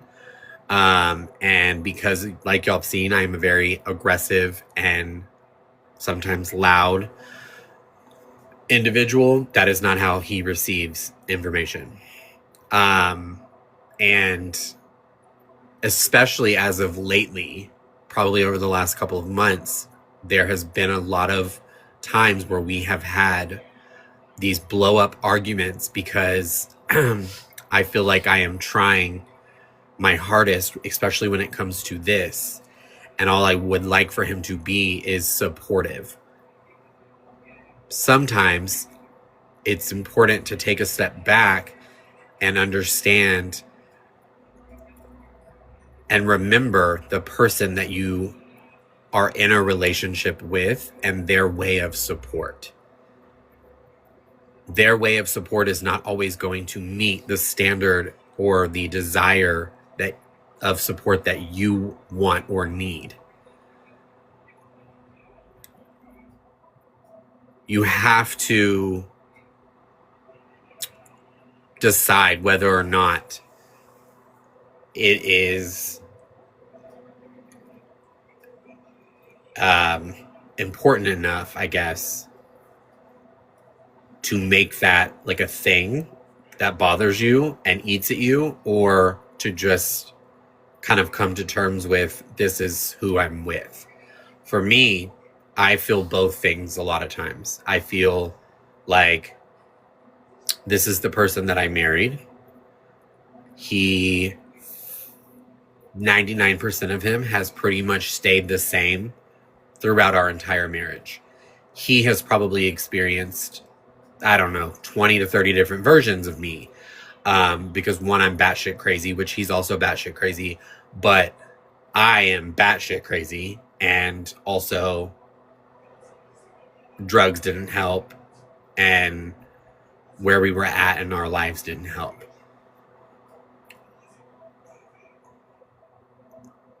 I guess the one thing that I hold on to and understand is that, and this is probably coming in this exact moment, honestly, it's something that I'm kind of processing right this second, is sometimes he is incapable of that, of fulfilling that need, because of his own struggles and because of just wiring and mental and that kind of thing. For me personally, that is okay, because where for, I don't know, probably 7 of the 9 years that we've been together, he always met me where I was and took me where I was. And while there were times where, yeah, he, would make little comments to kind of put me down or make me feel bad about that, for the majority of that, he never did that. He just got up every day and fought his demons and did it. Made it happen. So, it's anyway, I'm saying this to say that her specific relationship and her, I guess, situation with Jack doesn't have to be everyone's. It doesn't always have to be a volatile thing that tears you down. You just have to meet people where they are, partners included, and sometimes I have to remember that he's doing the best he can. So I just wanted to, 1, share that, but 2, kind of like give that piece of advice to others. Maybe they're not capable of doing it in that moment. That doesn't mean that they will never be capable of doing it. And it's also important to kind of take into account everything else around in the relationship. Because I will say that one thing that probably has only happened a handful of times in 9 years of a relationship is well, it's usually one specific type thing, but is that Josh does not disrespect me. Hi, Mama Lou, how are you? And he doesn't degrade me, even though sometimes he calls me fat. And what do you say? You literally called me fat earlier. No, don't blame it on Benito. And he also tells me that I stink and that my farts are repulsive. But he overall is not a disrespectful person and doesn't degrade me, and that's what she was experiencing. So I just want to put that out there, little lady. So sorry, that was long-winded. I apologize. Hello, Daddy. Everything moving forward. I finally Thank got you it for the and hot understood, me. like how you always wanted me to. Please be safe. I left your betting slip on the table. Hope you're having fun. He goes, McKinley, no, I love you so much. Please stop. I love you more than anything. I'm coming back right now. I'm not having fun. Wait. What do you mean, oh, this chick? We love them. We love both of them. What's wrong with these two? What do you not like about these two? Oh, a little magic prop. That was cute. Okay, she made an entrance. I ended up staying. Oh, okay. He came back And I had never seen this side of Jack before. And this was the night I fell in love with him all over again. It was a new side of Jack that I had never seen before. It was everything I needed, the validation. He was in tears, sobbing uncontrollably. And by this time, I had never seen him cry. That's something I don't crave out of him. I don't need you to cry for you to care about me. But he was crying at the fact of the possibility of losing me. I just realized that we watched this sped up last night, and that makes a huge difference. He was like, I don't think you realize, like, what I've realized these past 24 hours of not hearing from you and not being there is that you matter. Nothing matters. Nothing in this world matters. Money, views, nothing. I need you in my life. I would myself if I lost you. He told me that. And that is such a fucking manipulation thing. We just have to come to an agreement. Like, you can't speak to me and say these things and do these things and be extremely disrespectful and me just, let it happen. Like, I want you to respect me. And that was something we agreed on. And that night we ended up having, makeup sex. And it wasn't really something I wanted necessarily in the moment, but I felt seen for the first time in so long. Like, that was something, with him confessing how he had felt and, like, him saying, I'm not upfront and honest about how I feel about things, but, like, I want you to know I love you so much. You're my wife. I want to have kids with you. I want to one day go on vacations and have our little family. Like, he was saying things that I never heard before. Sorry, I have to chime in again. I just want to also just say that there is no such thing as makeup sex.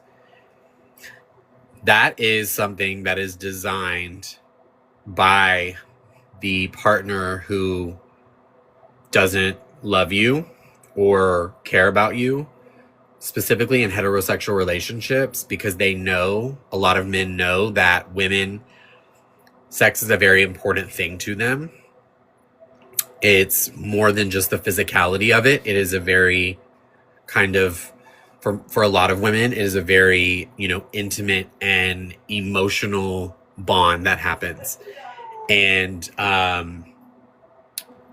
men use that as a tactic of manipulation to make you think, oh, he loves me, or oh, he cares. So makeup sex is not real. I just want to put that out there. There is nothing in this world that sex will solve. His mouth. So I was like, this guy's going to change. He's not going to want to lose me again. So my parents were obviously very disappointed. They were even saying, there's only so much I can do as a parent. And you obviously, anything we say to you, you're not going to, break up with him on our terms. But, we'll be there for you, but we are not going to be a part of his life. They're like, and take it how it is. Like, if you want to, have him around you, that's fine. But we are done trying to involve ourselves in a relationship that we don't want. We're not. So, at that time, I wasn't fighting with them, but I was almost like, I was mad at them. I didn't want to talk to them. I was like, you know what? Like, you don't know my relationship. He manipulated me so much that I even told my parents that they're crazy. Even though I know now, looking back on it, like, they weren't, obviously. But when you're in that situation, I was really upset with them. And I we just can't understand why you can't just be there for me. Like, it's good now. It's good. We're having a good week. They're like, well, you shouldn't have just good weeks. But we ended up going back to Florida after Vegas. And he's making jokes about the fight, and he's doing what he usually does when we get into these, like, little arguments. And there's many clips of him talking about how that night he crashed out on me. And, I've never said my side, and nobody knows what happened that night until now, which, like, that has been something that I've been wanting to talk about. And what really changed our relationship was that night. So being able to talk about it and let you guys know, like, him saying that he crashed out on me, he absolutely did. He was horrible to me, and he made it a joking matter that entire month after. And I would be obviously very, very upset when he would bring this up, because I was like, you're playing with me. Like, I broke up with you. I didn't talk to you for, like, a little bit. And then I went back to you because you said you were going to change and all this stuff. And now you're joking about it. Like, it was really serious for me. It might not be serious to you, but it's serious. So I would check him. I started changing the way I was taking the disrespect, and I started talking back. I would say, why would you say that? If he called me a whore randomly, just because he would have random spurts and say stupid slut, stupid whore, stupid bitch, I would be like, why would you say that? And then once I started doing that, he started becoming more and more angry. So these little bickers that we would have turned into huge things, because I would just stand up for myself and I would be like, don't call me that. He'd be like, you can't take a joke. You can't take a joke. And I'd be like, Jack, it's not a joke. Like, I don't know what you calling me a whore. I don't know how that's a joke. So, You want to know who the joke is, Jack Doherty?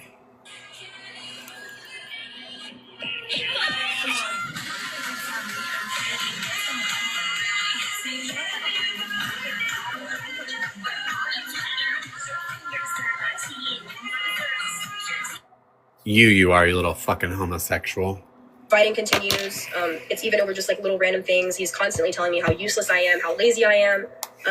I also want to say that he didn't let me sleep. That was something that I think he did on purpose. He every time I would try to go to sleep, he would wake me up and be streaming and playing music so loud. Like I wouldn't go to bed until 3 a.m. and then he would expect me to wake up the next morning and work and film videos until the nighttime. And I tried so hard to get sleep and I couldn't. So I would sleep in sometimes. And then that's when he started to get more angry about how lazy and useless and replaceable I am. And hearing these things hurt, especially, after what I had said about what had hurt me at the Win and him saying those things about me, he started saying those things continuously every single day. So people in the house started to trickle out. I think what really changed his behavior, even to a different level, was when people moved out. And when I didn't have Michelle, I didn't have, the girl to go to like down the hallway and, cry a little bit. I cried every day. Every day I lived there, I cried in the shower. It was my one time to just let everything out. And that was so insane. It's so insane to think back on because like I don't cry like that anymore. But like even though like I would wake up and nothing could happen that day, but I would just let it all out in the shower because I couldn't cry in front of him. I couldn't cry in front of anybody. But I would just cry. And when I didn't have her and I was just around, him and his security guards and, his cameraman, I felt even more alone in the whole thing. But I think like another thing I want to point out is, the major question I feel like I'm asked, and I asked myself, and I'm working on this in therapy, is why did I stay? And like I think that's such an easy question to ask, right? But I think what people don't understand if you haven't been through an abusive relationship is it's a cycle. Abuse isn't just you wake up and they really, this isn't about but I'm screaming. Everybody that has just come in, if you haven't already, can you please drop your daily heart me's? Remember, gifting is optional and not required, but I do ask that you drop a daily heart me if you haven't already. Yeah, thank you. Like shit every single day and it's constant and just treating you like shit. It can be like that, but it's like abuse is a cycle. You have, the problem of what happens, the abuse, and then it's followed up with the affection and the promises and the I'm sorry's, and you really truly think they're going to change. Get a glimpse of who you fell in love with. You do, and then you have the phases, like the honeymoon phases, and then you're like, wow, like we had a really bad week last week, but we're having an amazing week, like a better week than we've ever had this week. So it almost keeps you hooked into hope, and you're in hope that he's actually changing and that the boundaries that you set, like that he's becoming a better person. But then you also have to deal with the emotional manipulation of things and the gaslighting and how master manipulative is when they gaslight people and you question your own reality. And he made me feel like if I ever broke up with him, I was betraying him. And I think that's why I stayed for so long, was because it wasn't just a normal relationship. It wasn't just a boyfriend and girlfriend type of thing. It was business. It was friendships. It was my house. I was living across the country. It was so many factors. And then just him isolating me as well. Like I didn't have the people that cared about me in the beginning, like how I did now. Like my parents were there to support me, but I truly was isolating myself. And I felt like that was also a plan to, make me feel like I had no strength. I had no value. I had no support to leave. Thank you, Bernie. He was my support, and he was the person, my favorite person that I can't imagine life without is ruining my life. I'd never felt like that. The person that I give you everything could take it all away. Absolutely. But what I've realized through all of this, and I'm still healing and I'm still working on it, is if that's something you're dealing with right now, abuse and an abusive situation, you're not weak for fucking staying. You're not weak at all. It just goes to show how abusers structure everything to keep you trapped. It's a structured thing. And I don't want anybody at all to go through that. If that's something you're dealing with and you see the signs, when you distance yourself, it was so confusing for me. It was so confusing for me in that moment. What she just said is so important. You are not weak for staying. There is strength in leaving, certainly. But you are not weak because you chose to stay. Sometimes it takes a hell of a lot of strength to stay because of what you are enduring. And women especially are the most resilient and strong beings on this planet because of what they have to endure. So I just want to put that out there. If you are in that type of relationship, or if you've been in that type of relationship, don't ever think of yourself as weak or less than because you stayed for as long as you did. And, oh, I was just such a weak, no, you weren't. No, you weren't. You were somebody who loved someone so deeply that you were willing to endure those things and take those things on. And they were doing everything that they possibly could to break you. And the manipulation tactics that they used were put in place to make you think that you are a weak person. It was like, and I asked myself, even after I broke up with them, why did I stay? when you distance yourself and you see it for how it is, it's clear as fucking day. And the minute you distance yourself, and the minute that they don't have that control over you, they don't love you. They love the control. And once they lose that and you see it for how it is, that's what they're terrified of. And that's what I did. And that's how I see it now. Back then, and when I was dealing with it, I stayed because I was confused. I couldn't understand it. But now that I'm away and I've reflected on it, I think it's because too, like, as someone I've personally gone through not anything like that, like a different abusive situation, like, it's so easy because to blame myself, right? Because it's like, I know I'm very smart, I'm intuitive, I'm very well spoken, and I pride myself on my strengths. And my parents raised me to be such an independent woman, so Does it look like the lights are keep flashing? Can you just lean up for a second and just look? It just these. beat the shit out of myself for being. They said it's all the bumps I do. How could I be in this situation? Yeah. How could I let some? How did I not see it? Why was I so stupid? Like, what? But I think what people don't realize, it's not. You can't. Hold on, what? Yeah. You heard it or you saw it? I saw that. You saw it. Told y'all, bitch. Mad at yourself. Now say Or letting sorry, your guard down and Hayden.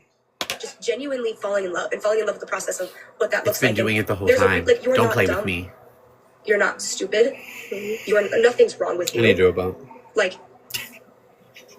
women naturally are nurturers. We're caretakers, and all we want to do is, some women literally Did what in a on relationship purpose? just want to please, the people around them. And I think that that's exactly what you were doing, and it's not a self-reflection of who you are. It does not define you, why you stayed.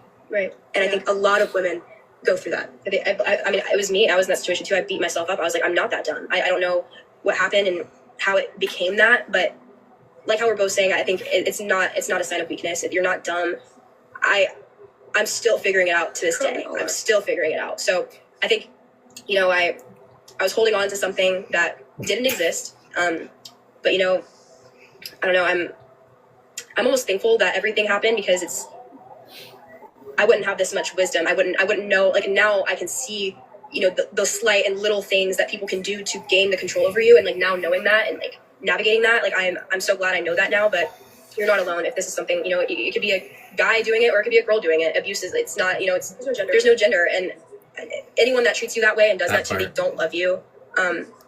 They don't love you. No one would do that to you if they genuinely loved you. So, but it got worse. It got worse. So we came back and everyone was kind of, everyone had left and gone their own places. It was me, Jack, his security guard. He had 2 security guards, and his cameraman and his girlfriend. Christmas time is happening. We're filming a bunch of videos. I'm starting to feel not right. I felt like something was wrong with, me physically. I was health-wise. Yes, I was very, very tired. I was just, my head was hurting. I felt irritated. I felt something was off with me. I knew it. I knew something was off. And I actually have health problems. I have hyperthyroidism and Graves' disease, which is an autoimmune disorder. And it affects my metabolism. I had to go through radioactive iodine treatment when I was younger. So I don't have a thyroid gland. So I take medication to mimic that thyroid gland. It's something that I need in order to survive. And throughout this entire thing, I never went to the doctor. I didn't take my medicine. I replaced that medicine with Adderall. And I was so unhealthy. I look back at pictures and I'm just like, wow, like you can see it in my face. Like it makes your face really puffy. It also does something to your eyes. I remember my eyes were just very like swollen, it looked like.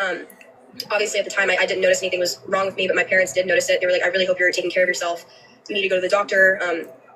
But anyways, I felt like something was wrong, and I had never taken a pregnancy test ever in my life. And for some reason this one night I ordered one.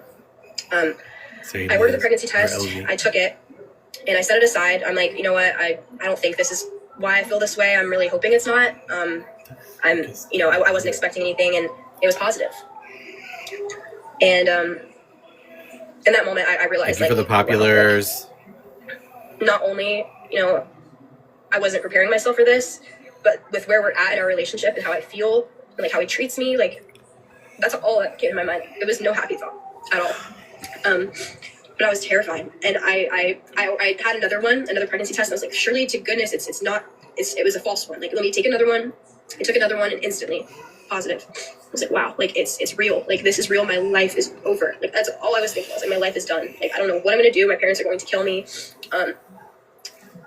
I even felt bad for, even just the fact that I had that, and I'm, actively taking Adderall. I was actively drinking. And I was like, I had no idea.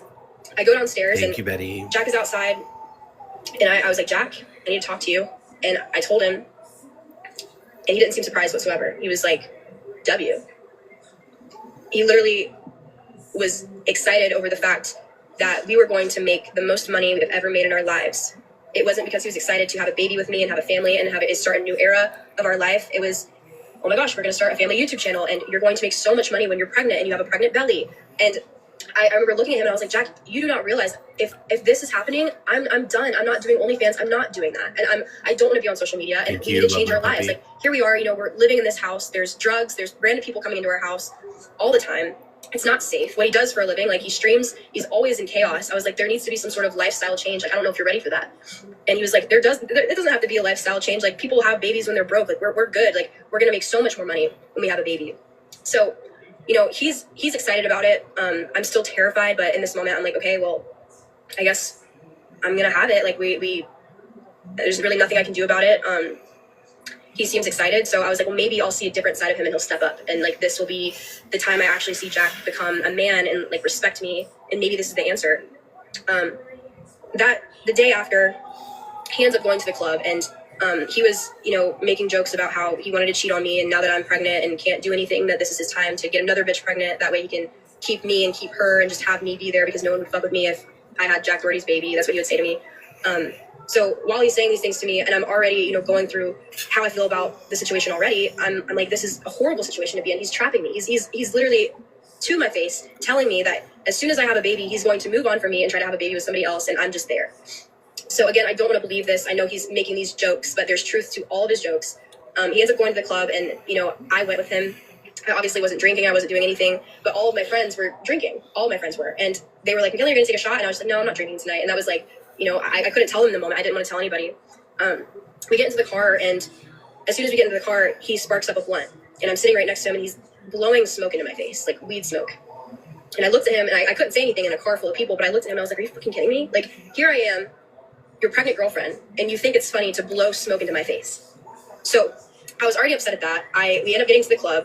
I almost passed out. I was overheated. I was like, I should not be here. I need to go home. He's flirting with girls in front of me. He's making the jokes he does on stream, degrading me, making fun of me, talking about how all these girls are bad and this girl has a fat ass and all these things. So I told him, I was like, I'm leaving. And this is actually on camera as well. I remember telling him, I was like, this isn't right. Like, the fact that you're here right now, like it shouldn't happen. I was really disappointed. So I get in an Uber, he stays at the club. I Uber by myself back home. And I was just bawling my eyes out the entire time. I was like, wow, like this isn't going to be my life. I'm going to have to stay home and take care of our child. And he's just going to continue to disrespect me and not be a good father. Like, I knew that he wasn't ready for that. I knew that, it wouldn't be a good situation if I'm dealing with all this stuff and like how I feel. I couldn't imagine bringing a child into the mix. And I knew, the only thing he cared about was money and content. And I knew if we had a child, it would be the same exact thing. I knew that child would be exploited. I knew that it would be around things that I wouldn't want my child to be around.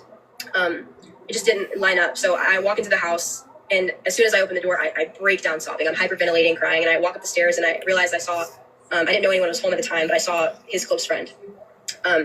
He was like, what's wrong? What is wrong? Like, are you okay? And I was like, no, not at all. And he was like, what's wrong? Like, talk to me. I was like, I can't. I can't even say it. And I go into my room, I'm crying, and then he knocks on the door, and I walk out to where he was sitting at the table, and he was like, I just want to talk. Like, you can talk to me. Like, it's okay. I was like, I'm pregnant. Like, I don't know what to do. And his mouth dropped. And he was like, McKinley. I was like, no. He's like, you can't. He was like, there's no, like, you don't deserve this. His own friend was saying, like, he's not ready to be a father. He treats me like shit. He's like, do you think he's going to respect your child? And I was like, no, like, not at all. Like, that's what I'm dealing with. I'm struggling with that so much. And I knew my health issues, and like, it wasn't right for me to, have a child, and it wouldn't have been healthy. I didn't take my medication that I needed to survive for over a year. I didn't think my body could handle it. I was already feeling like shit. I was nauseous, throwing up. That's so hard. So Jack comes home. I'm talking to him. I'm just like, listen, like, I need to go to the doctor.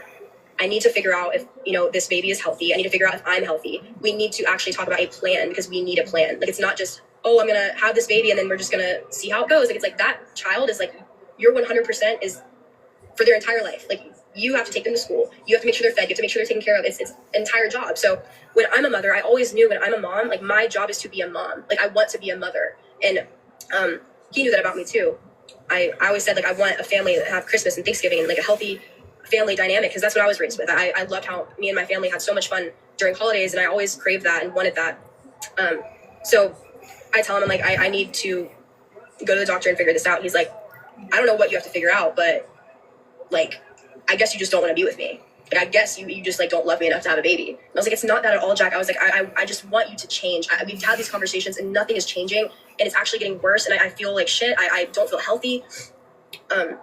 He was just upset at me, and, you know, he would bitch me out, especially when we would have the conversations about, you know, a plan and like him, you know, stepping up to the plate. He felt like that was, I guess, disrespectful, but it was a normal conversation to have with someone that I'm about to have a child with. So I ended up telling my parents. They were like, please come home. We need to go to the doctor.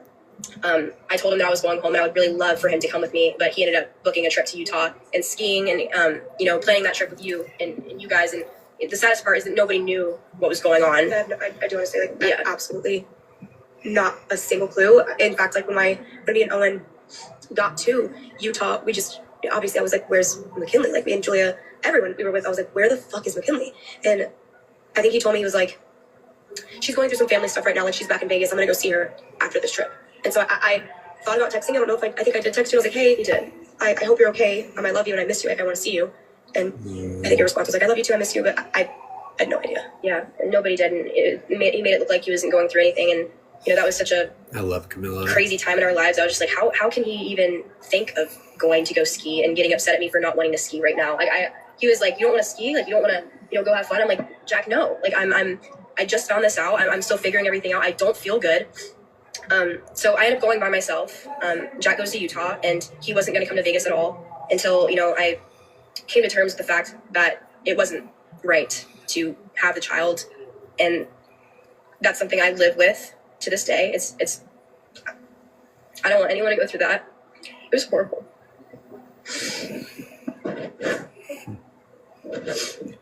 I know you did, but like, I never in a million years would have like thought I would be in that situation, but it's like, I felt like I was almost saving a life. I can't imagine that poor baby's life. And like, I don't know, it's so uncomfortable for me because I never wanted that to happen, ever. And I wanted, if anything, I wanted it to work. Like, I wanted to have it with him, and I wanted him to change, and I wanted him to step up. And it just, nothing. And even me finding out, it was still him fighting with me and degrading me. And I just like, it was the best decision for me, I felt like. And, you know, I still think to this day about it. And it's a really hard situation. Thank you. But I feel like there's a lot of controversy that comes with talking about making that decision. That's why I'm so scared. I don't want anyone to judge me. And I want you to know, though, like, throughout those 2 years, you weren't choosing you. And at the end of the day, I think by now you would have had the baby, and it just wouldn't have been healthy for you. It wouldn't have been healthy for the child. It wouldn't have been the way that it needed to be. And I don't judge you. And I hope that, I know putting it out there publicly is hard. It is. But you made a decision for you. Like, it wouldn't have been good for the baby. You made a decision for you and that child. And I want you to know, like, I understand. I can't imagine how hard. I don't know. And I don't know what that looks like, but I want you to know, like, no matter what, like, you made the right decision for you. I know. And in a moment where, in the last 2 years where you couldn't, like, you chose you, and that child would not have been loved the way that it deserved to have been loved. And I know that that's something you never wanted to do. And I don't even think there's even a world where I can say I'm sorry, because I don't know. I don't think there's nothing I can say. I love you, and I know that was hard. And, like, honestly, like, even putting it out there, like, there's just no room to judge when no one's in your shoes. Yeah, and this is something, you know, I've been thinking about. Like, I wanted to talk about this also because it is a huge part of my story. It's terrifying. I don't want anyone to know that about me. You know, and before all of that, I told myself, like, that's something I would never, ever have to do. Hi, Dr. Green. And as terrifying as it is to talk about it and make it public, I am happy that it's, you know, off my chest. And, like, I just hope that, you know, there are certain situations where I feel like women are trapped into these things. And, you know, some people might not be able to realize it. And it's so sad that there are people out there that, you know, are in an abusive relationship, and, you know, they find out they're having a child, and they think that the child will, you know, make them a better person. Like, I think maybe, like, there might be some cases out there, but for the most part, it's like, I don't regret what I did. I don't know. It's hard. I don't even know, like, what to say about it. It makes me very anxious. no one knows, like, fully to the extent, obviously I'm explaining it, but, like, no one knows what I fucking dealt with for 2 whole years. Like, it was not living. I was surviving. I'm surviving him, like, I was just trying to keep my head above water, like, constantly, like, I would have been a horrible mother. Thank you, beautifully like, broken. I was horrible to myself. Like, I know that I couldn't. You know, like, when you're horrible to yourself and you're horrible to, you know, like, I wasn't the best daughter. I wasn't the best friend. I wasn't good to myself. Like, I knew it would be a horrible situation in all aspects. So I just try to think of it in that way. I'm like, there would have been no love to give, and nothing would be positive. It should be a happy moment. Like, finding something out like that, it should be so happy. And, like, I Same thing with your wedding. same thing with my wedding, yeah. So regardless, at the end of the day, like, you did what was best for you. You did what was best for the situation you were in, and I love you. I love you, and thank you for being there for, like, during that. Like, you have no idea. Like, I remember I called Camilla, FaceTimed her, and I told her, and you were just like, McKinley, I'm so fucking sorry. I still am. I know. You were just like, you were like, even though you were like further away from the situation, you were always that anchor, like, for me. And I felt like, you know, like you said, like, you could see we're soul tied. Like, I know that, and like you knew things before I could even say them. You, like, by the look on my face, you would know how I felt about a certain situation or whatever. And like, I just know that you felt, you know, everything I felt, you would feel as well. And like, that was something I was definitely lacking, you know, in my relationship, and all the isolation. You were the only person closely associated. I had no friends in Florida. I didn't have anybody to lean on that wasn't associated with him, except for you and Owen. And I just want to tell you too, like, when I would see you guys, like, it was like, love you. I would feel so happy. And like, I needed it so bad. I would always say, like, they literally feel like it's like my safe place, like, both of them. And you know, Jack would bring me around you guys, like, every now and then, and I felt like every time I saw you, it was just like, you know, you would see him or hear him say something, and then you'd be like, how was your relationship? And I would explain it. It was never good, but you gave me, like, good advice. Like, if you know, you like, one thing I always told you, I was like, when you're done, call me.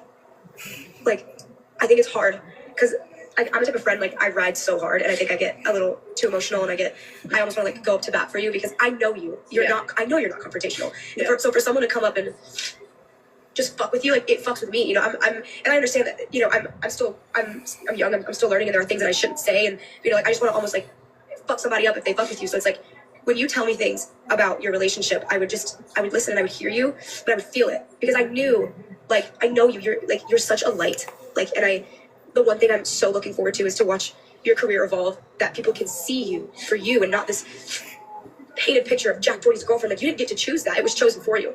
Yeah. And so, like, I saw this light. I've always seen this light in you. And, like, I knew that your mind and your heart were completely different. Like, you knew, and we would connect mentally on the fact that I told you, like, please leave. Yeah. Like, I'm here. You can stay with me. You're like, I have a place to, like, live with me. I'll whatever you need. Like, I'm there. Like, just leave. And I think Michelle would even be like, Camilla, like, don't even waste your breath. Like, I don't even get in the middle of it because we all work together. And, like, at the time, like, I still work with Jack, but, like, yeah, I knew your heart had to be done. Yeah, I had to come to terms with it. You get what I'm saying? Like, I knew that, but, like, just know, like, I wasn't ignoring you. Like, I felt it, and, like, the one person that watched me feel it was Owen. And I would sit and watch these streams, and I literally didn't know what to do. Like, there were times where I would be like, do I get in the car? Do I go? Like, there were times where your parents would call me, and I was like, I don't know what to do. They didn't know what to do, and it was almost like, in that moment, like, we kind of felt helpless, but I knew, like, I had so much faith. I'm like, bro, like, I know one fucking day, like, it's gonna be done. Yeah. And, like, when I got that phone call where you decided to not keep the baby, like, I just remember, like, I even was like, I know you lost a part of yourself that day, like, and I remember I was in the middle of, like, literally starting the Bop House, and, like, I was, like, on the water, and I sat there, and I was like, I said the words to myself. I was like, I swear to God, like, when she's done, I'm done.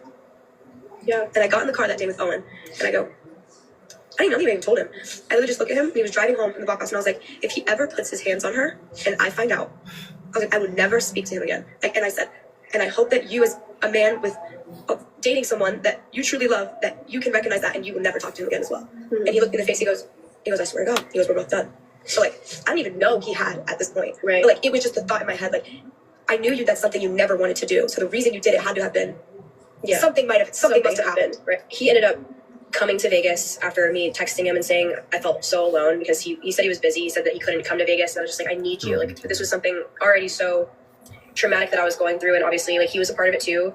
So I was like, I need you here. So he ended up making the trip from Utah to Vegas, He stayed with me for a few days, and it was probably the best few days I've ever had with Jack. Like, I had seen, a really, really good side of him. And, I knew that he knew what I was going through. And, I think that's why he was treating me with so much kindness, because it was, a rough time for the both of us. But I, ended up going to my appointment, and he was there at the appointment in the beginning, and I went through it, and I woke up and he was gone. He was already on his way back to Florida because he had a stream planned. So I was alone dealing with, what had just happened by myself. I'm not with, my person. And that's when I called you. Like, that was, that same day. I just needed somebody, that I could talk to and just, be somebody that I could lean on. And that was you in that moment. The only person I could think of even talking to you about it was you. So he gets back to Florida. He's streaming, doing what he usually does. And I come back to Florida for Christmas. Really quickly, I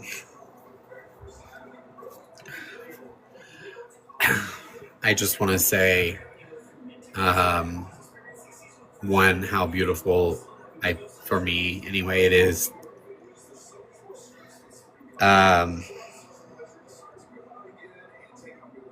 Watching Camilla in this situation, both as a friend and also as just a professional woman. But I want to make this abundantly clear to every woman that's watching this, or that every woman that will see this.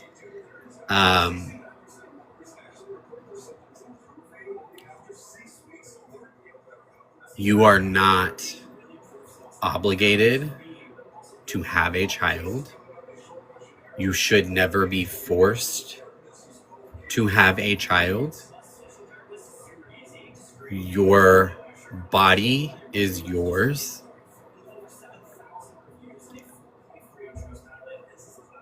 And I am firmly in the stance of a woman's right to choose on every fucking level that you possibly can. And by that I mean that it is yours, not mine. And I will always support friends, enemies, just women in general. I will always be there to champion women's rights and women's rights to healthcare and access to that healthcare, and the right to make those decisions on their own. I also want to just say that if you are someone who has had to make the very tough decision to have an abortion, or know someone who has, I know that it is never an easy decision. There is nothing to ever be ashamed of. There is... Ooh. You're... What? You are not weak. You are not a bad person. You are not anything of the sort. It is a very, very tough decision for almost every single woman to make that decision, whether it is because they just simply don't want a child, whether it is for health, reasons, whatever the reason is, it's your reason. It's not, you don't need to explain that to anyone, but especially me or any man. And I support you fully. So, good for her for making a decision that she felt was the most responsible, because she loves her. She was finding love in herself again. And also because she loved this, ball of cells. I mean, it's, what it is. But she loved that ball of cells even at that point so much that she knew that bringing them into this world would cause them harm.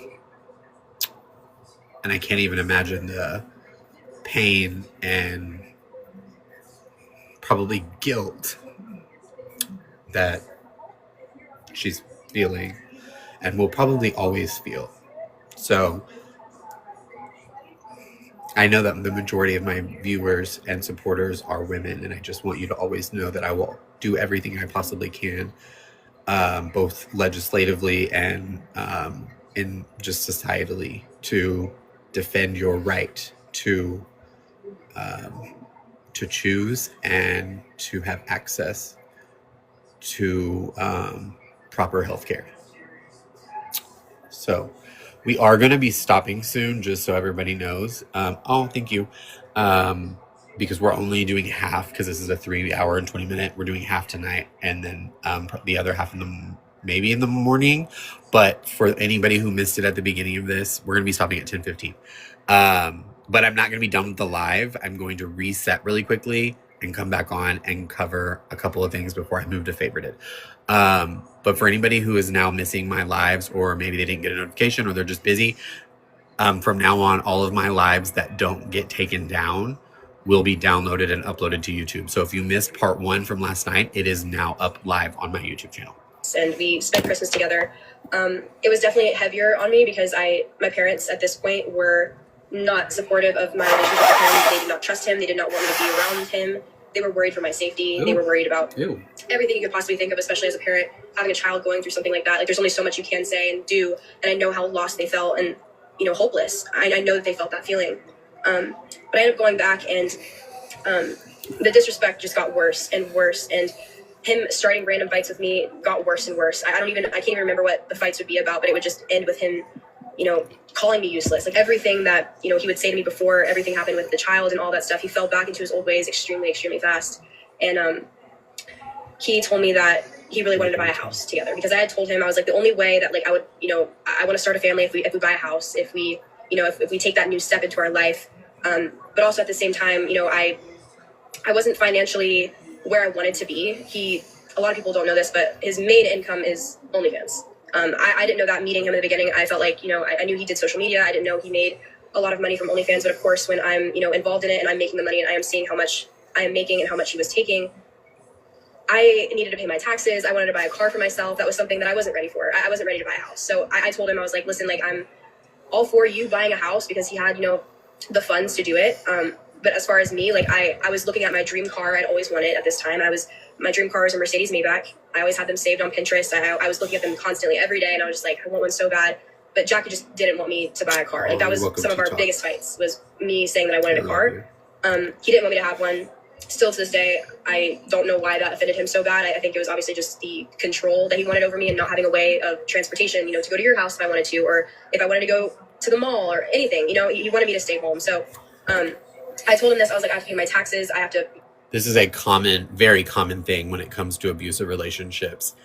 One party will try to limit the other party's access to the outside world for multiple reasons. But the main reason is, 1, to make you feel like you have no one on the outside world that you can turn to. And 2, to make you feel that they are the only one that can provide for you, or and not just, I mean provide not just in terms of money, but in terms of everything.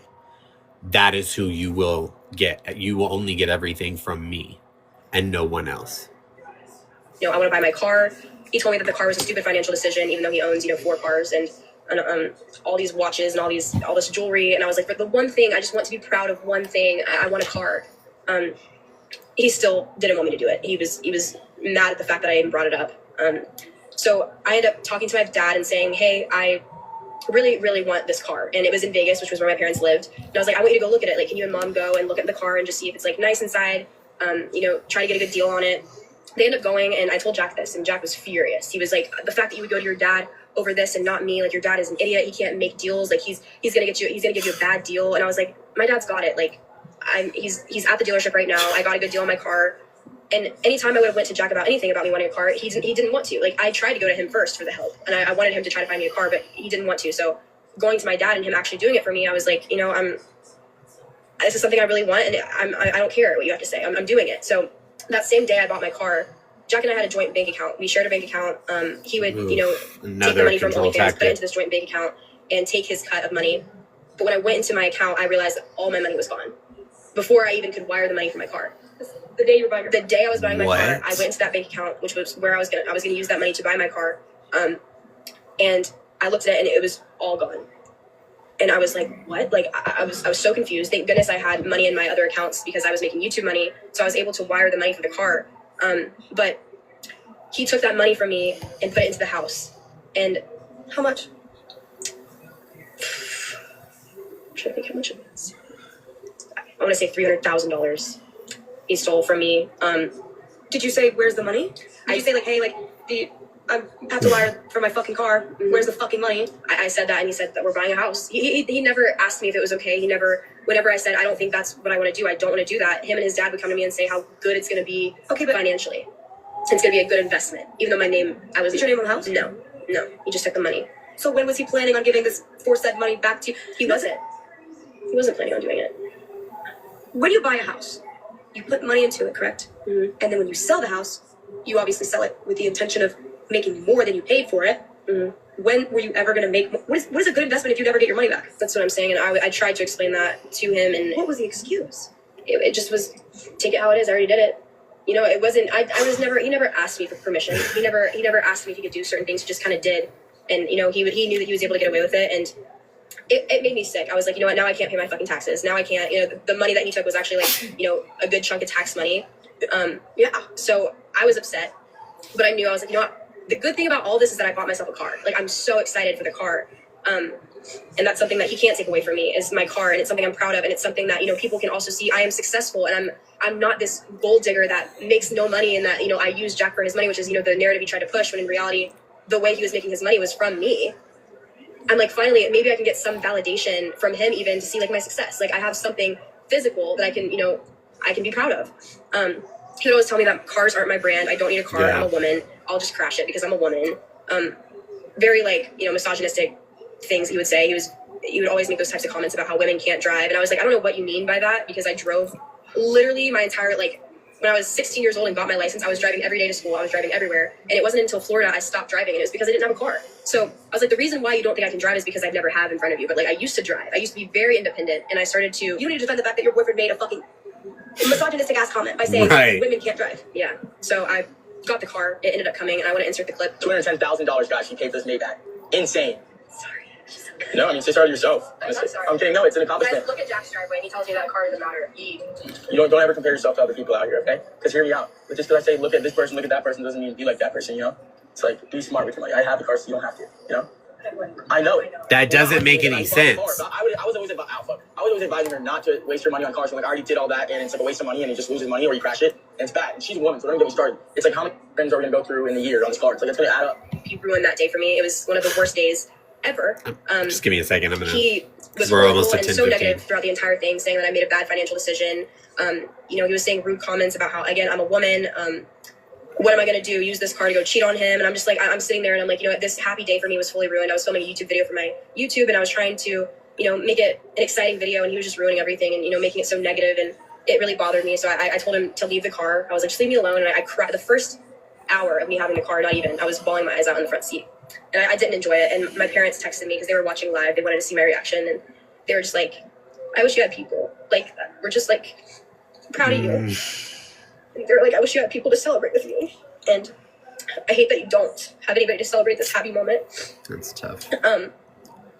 But I invited Michelle over. She was not living at the house at the time, and everyone was, you know, super excited to see the car and so proud of me. And the only person that said nothing was him. I don't know. I didn't know why he acted that way when, you know, he bought people cars. He bought a lot of the girls' cars. He was very supportive of you and Owen buying cars. It wasn't a bad investment for you. I mean, a car is like, you know, you buy them and then obviously they can depreciate or whatever. Yeah, but it's like, I wanted one car for myself and he couldn't even be happy for that. So, that same night, we ended up going to the club And I was drinking, and everyone was up with him in the fucking club. That part. He loves the club, and the whole time he would be in these clubs, it wasn't just for him to. Okay.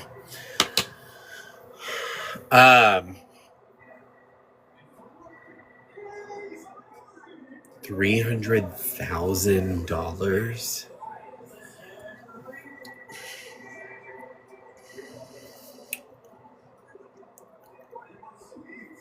But to this. Your dad? Yes. Okay. I spent $40,000 setting my driveway. And it's finally the first project I wanted to do ever since I bought this house, and it's finally done. But now it's like the first project. I spent $40,000 setting my driveway at my new house, and this is what it looks like. I spent $40,000 setting my driveway. Fuck. At my new house, and I spent $40,000 setting my. I just want to explain something to you really quickly, Jack Doherty, before I take this little, before I reset. One, you are a closet homosexual, and you hate yourself so much, and are so insecure and have so much anger inside of you because you are incapable of accepting yourself and the true, real you, that you have decided to take that anger out on very, very beautiful, strong, compassionate, educated women. And you've made it your goal that because you are incapable of living in your truth, you don't want them to live in their truth. So you do everything in your power to break them down. You are a small-minded, small-dicked,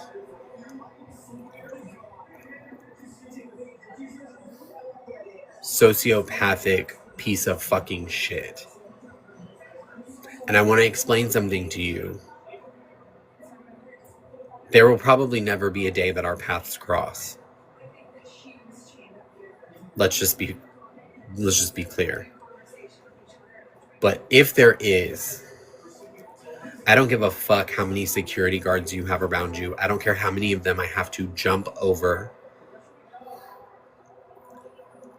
I will beat your fucking ass for what you do to all of these women. And I know people are like, oh, you say that about everyone. And I fucking mean it. I fucking mean it.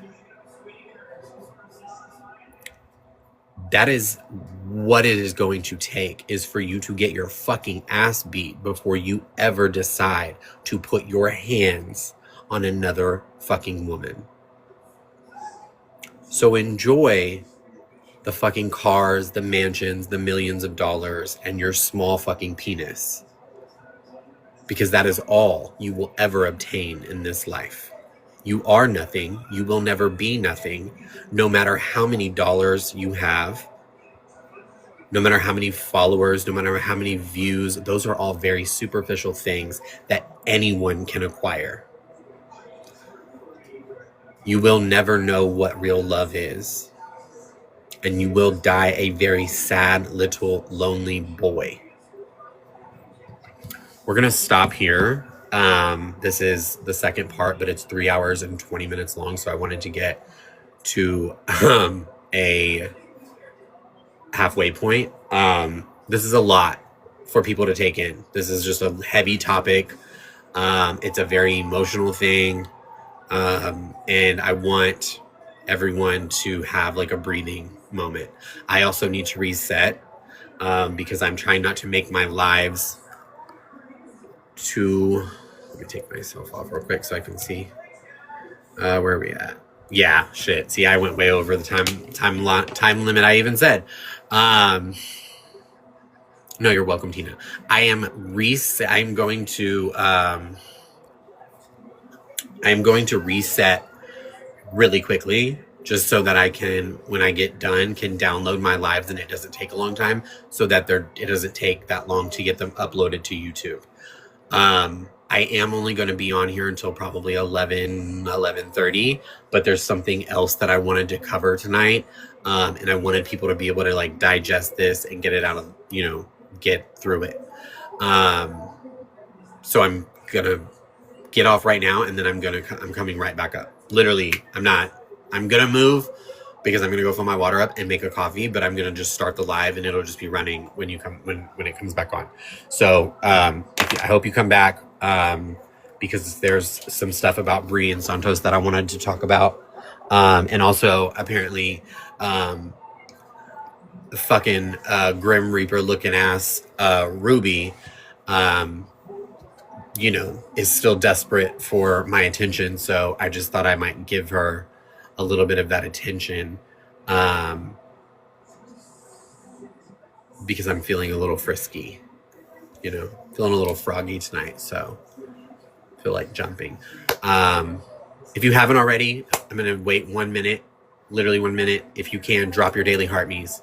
If you don't know how to drop your daily heart me, I will talk you through it.